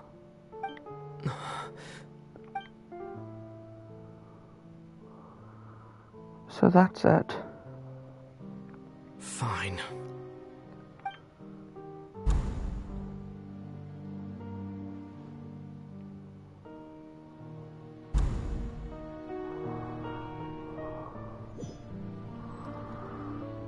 So even Farina doesn't know the truth?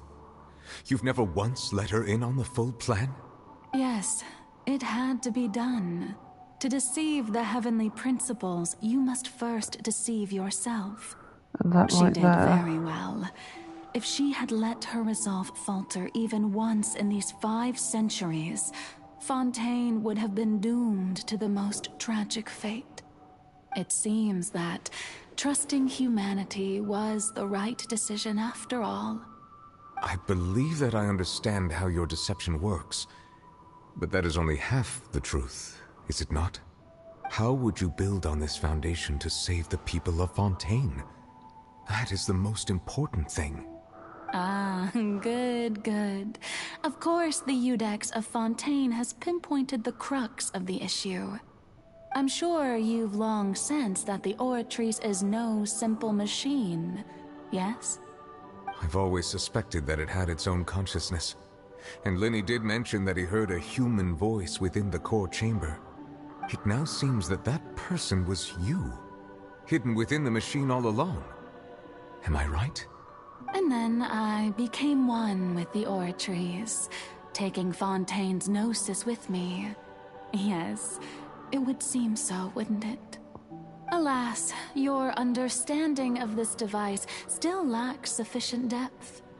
In truth, it is no enactor of justice. It is, in fact, a device created to kill the god of justice. I beg your pardon? Oh, damn. You have it. And to be more precise, not only will the Oratrice take down the god of justice, it will also take down the divine throne upon which she has been placed. I mean, did you think I would be the sort to enjoy peaceful repose while Farina suffered? My work over these last 500 years has been to constantly accumulate indemnitium within the Oratrice. But really, some have already discovered that only a small fraction of the energy generated by the device was ever used to provide power to Fontaine.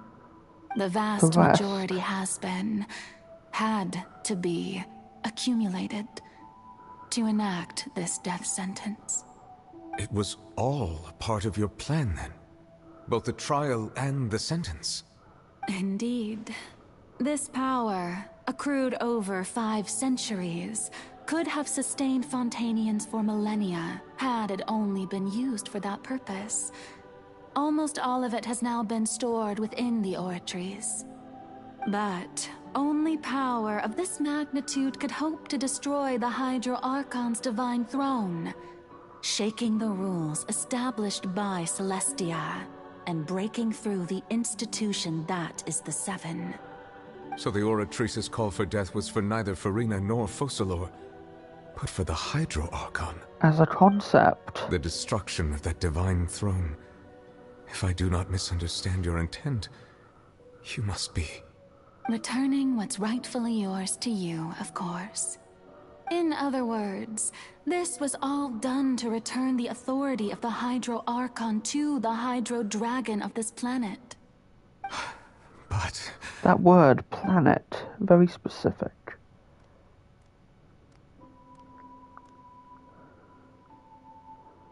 Oh, what? Getting sad again, are we? The authority of the ancient dragons shall soon be yours once more, O Hydro Dragon Sovereign. And this is the face you make. All you've done throughout the years is just so you can sacrifice yourself at the very end. I've never quite seen it that way, you know. Even now, I'm quite pleased at how well my deception worked.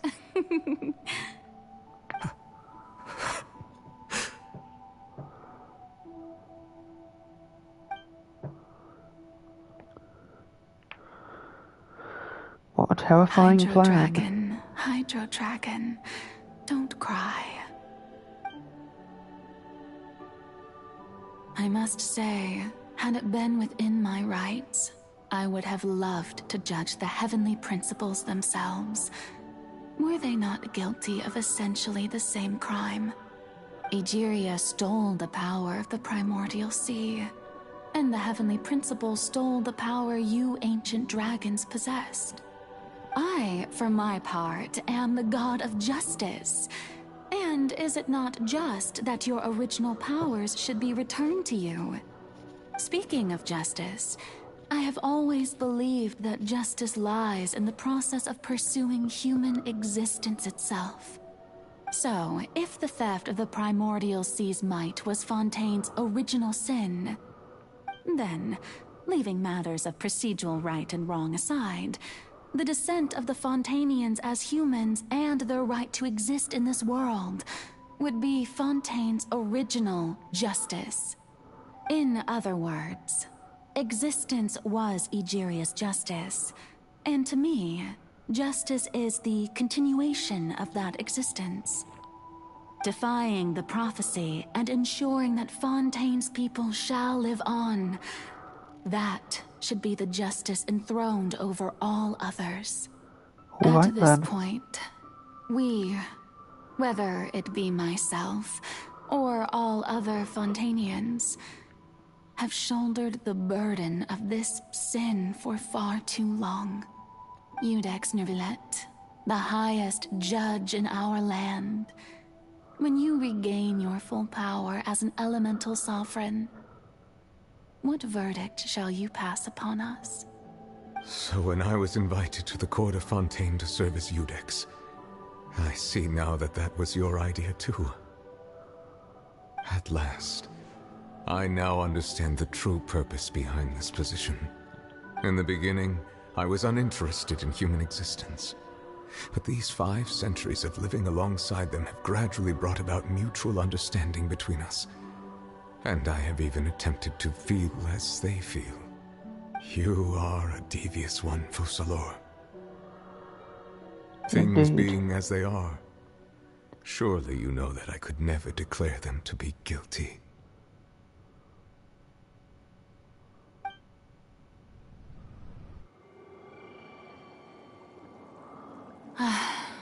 The hour of my execution is almost here. For the sinner, the curtain call has come. I know I may not sound it, but faced with death, I find myself a little afraid. Perhaps this is one thing both gods and humans have in common.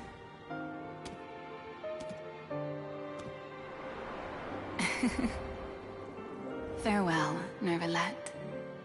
I hope you've enjoyed the part you played these 500 years.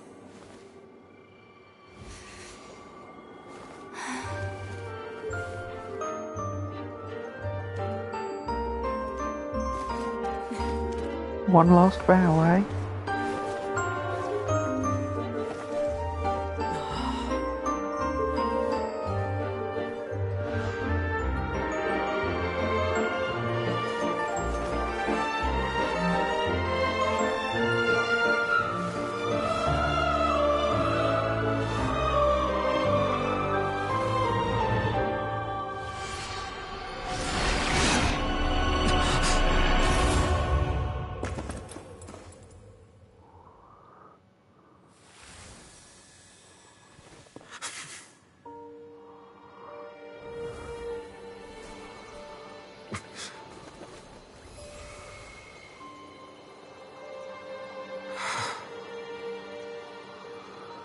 Throne was shattered.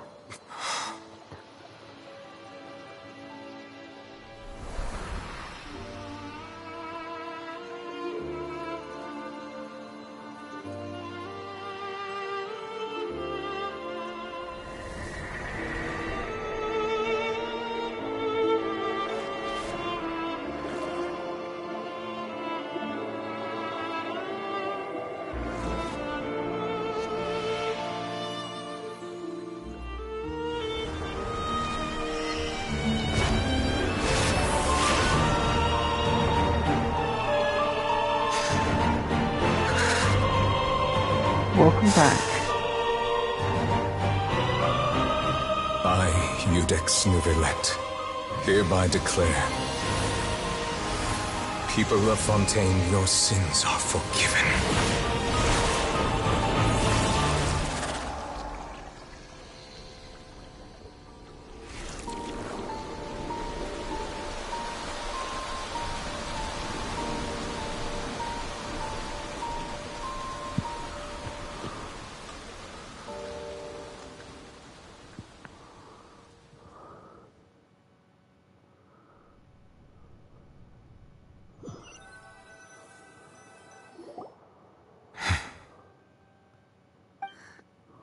What just happened? Has the death sentence been carried out? Was that bright light some sort of misdirection? I have a feeling that something huge just happened. But since we're all still alive and haven't been dissolved, I assume whatever happened was good for us. It's time to end this. We must mete out punishment to that beast. Didn't you say just a moment ago that it can't be defeated? I have Oh gained right, the strength you didn't sufficient get to see deal what with happened. it. Through certain means, I now have the ability to separate the power of the Primordial Sea from that creature. We should seize the opportunity to pursue our quarry. Traveler, now that the oratories can no longer function, I require an executor to help me mete out justice. The root of the calamities befalling Fontaine. The beast that enacts the prophecy. Its name is the all-devouring Narwhal. Come with me, traveler. The hour of execution has come.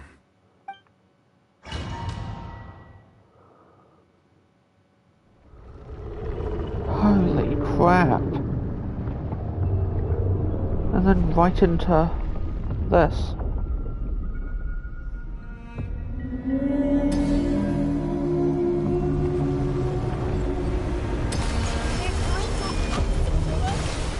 But how are we going to do that? It's huge! I've already done my best to separate the power of the Primordials. Considering the size of the beast, I cannot reach the power source. Unless we can find a way to attack it from within. I shall share a part of the ancient dragon's power with you. We shall look for an opening together. Okay.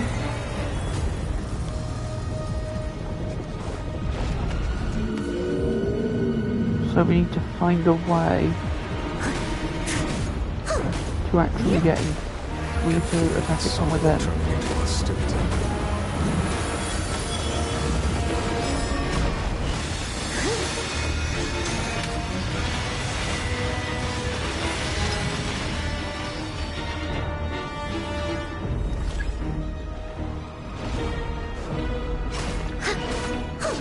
Bow your head. The all-devouring Narwhal cannot resist its instinct to devour. Continue to trigger its hostility. Chance will present itself.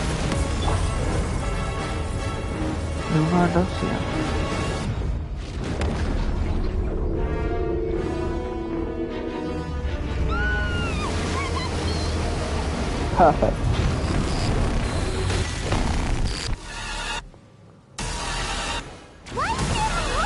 Thingy over there. What on earth? Okay, but this music. Bring it on! Settle down. I have granted you my protection. Do not fear. Seize the moment and use my power to Okay, so I can its root disrupt from this attack. within. I'll catch up. I must leave no stone unturned. By using Numero Docio at the right timing.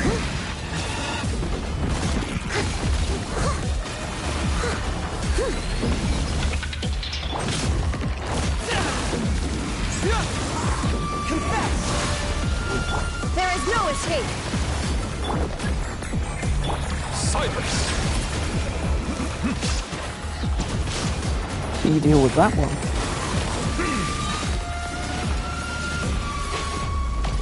Be sanctified. An oversight on my...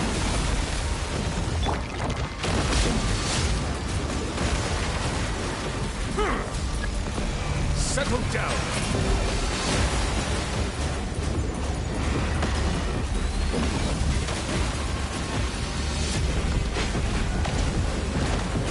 Quite fitting that I managed to have a party with Nuvalet in it ready for this fight. More luck than judgment, though. Steady as stone. Silence! Shine down.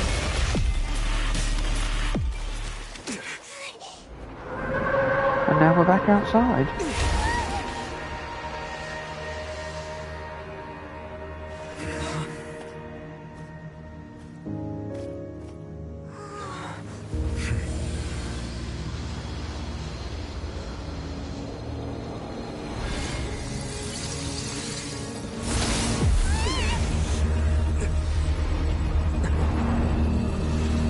Okay, it's a lot stronger than we anticipated. Or maybe not.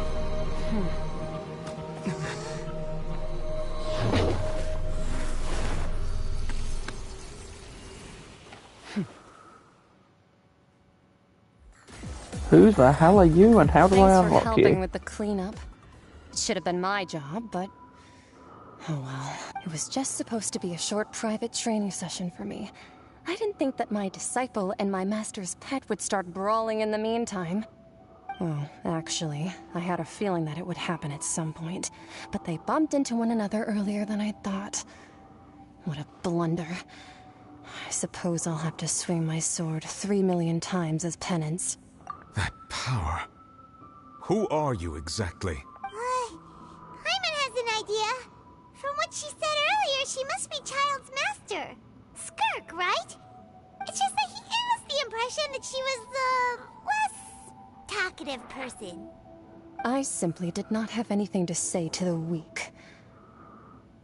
But you, on the other hand, managed to defeat the all-devouring narwhal without using power from beyond this world. So you may speak to me as equals. I have to agree. It's a strange use of a planet's primordial waters just to raise an all-devouring narwhal. That kind of power is wasted on it. It's not cooperative. It eats too much. And I have more important things to do with my time than pet sitting. The only thing that creature has going for it is its looks. All in all, it fails as a pet. Miss Skirk? I think you might have missed the point. The point being? Well, being that this pet almost destroyed an entire nation. So what sort of person is your master? Well, Child's master's master. Wait, is that right? Oh, right. So you don't know him. Sorry, I assumed you did. His name is Sertologi. That is fascinating. I am unfamiliar with that name. Huh. So Master isn't sufficiently famous. How should I describe him then? Have you heard of the name The Fowl? The Fowl? Still nothing? Well, how about the Visionary? Vetterfulnir then? Or Gold Rhindaughter? Ooh, that one we've heard. Rhindaughter's part of the Hexen Circle. She's Albedo's mom, right? Oh, so you do know that name. To be honest, I also heard all of those names and titles from my master. I don't actually know them either. But I suppose you understand now, yes? My master is likely a similar sort to Rhindaughter. They are both pursuing some form of perfection. Wait, Just gets so didn't you also confusing. mention a visionary person? Hyman didn't quite catch their name. Actually, never mind that. I believe it expedient to inform you that the all-devouring narwhal used up nearly all its strength fighting you. Such roiling hydro energies will prove difficult for the planet's deep seas to digest. As such, the Fontaine back on the surface has most likely been thrown into chaos. In other words, the prophecy that you've been fretting over should now be in full swing. What? If prophecy comes true, we knew that would happen. Not to worry. Focalor has already managed to deceive the heavenly principles.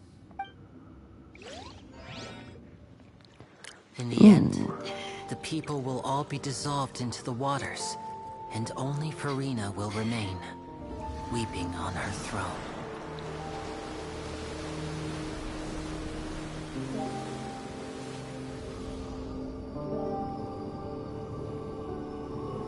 Only then will the sins of the people of Fontaine be washed away.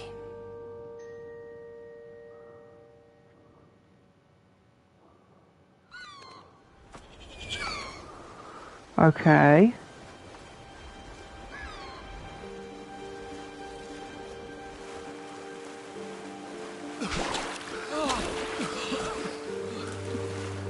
But they're fine.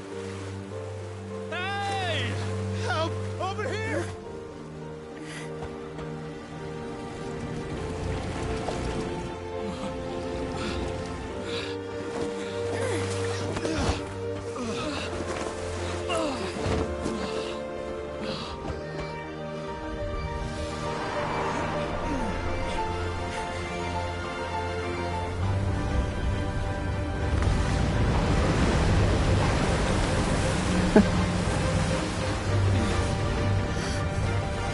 Looks like Risley's pet project was a huge success. All hands, initiate emergency rescue!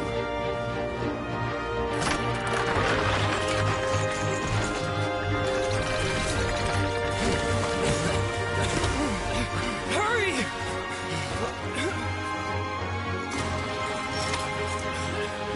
Hey, lend a hand!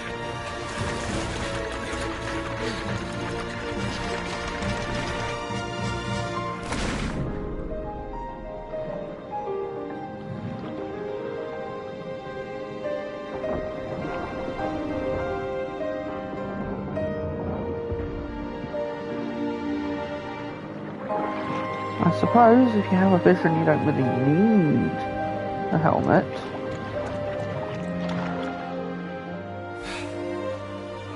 Look! The water's receding!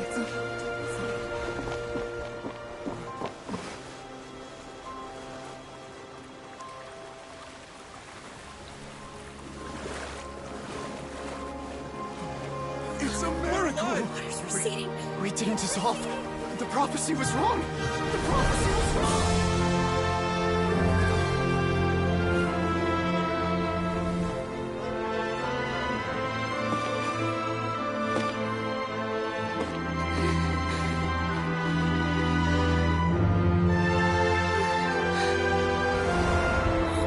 Are you alright? We're saved. The prophecy was wrong. Just about.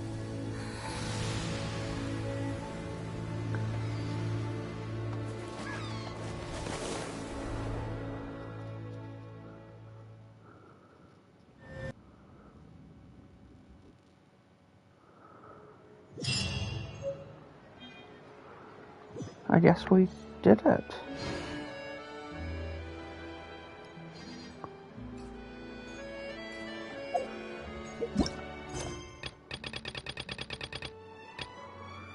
But the finale is locked because...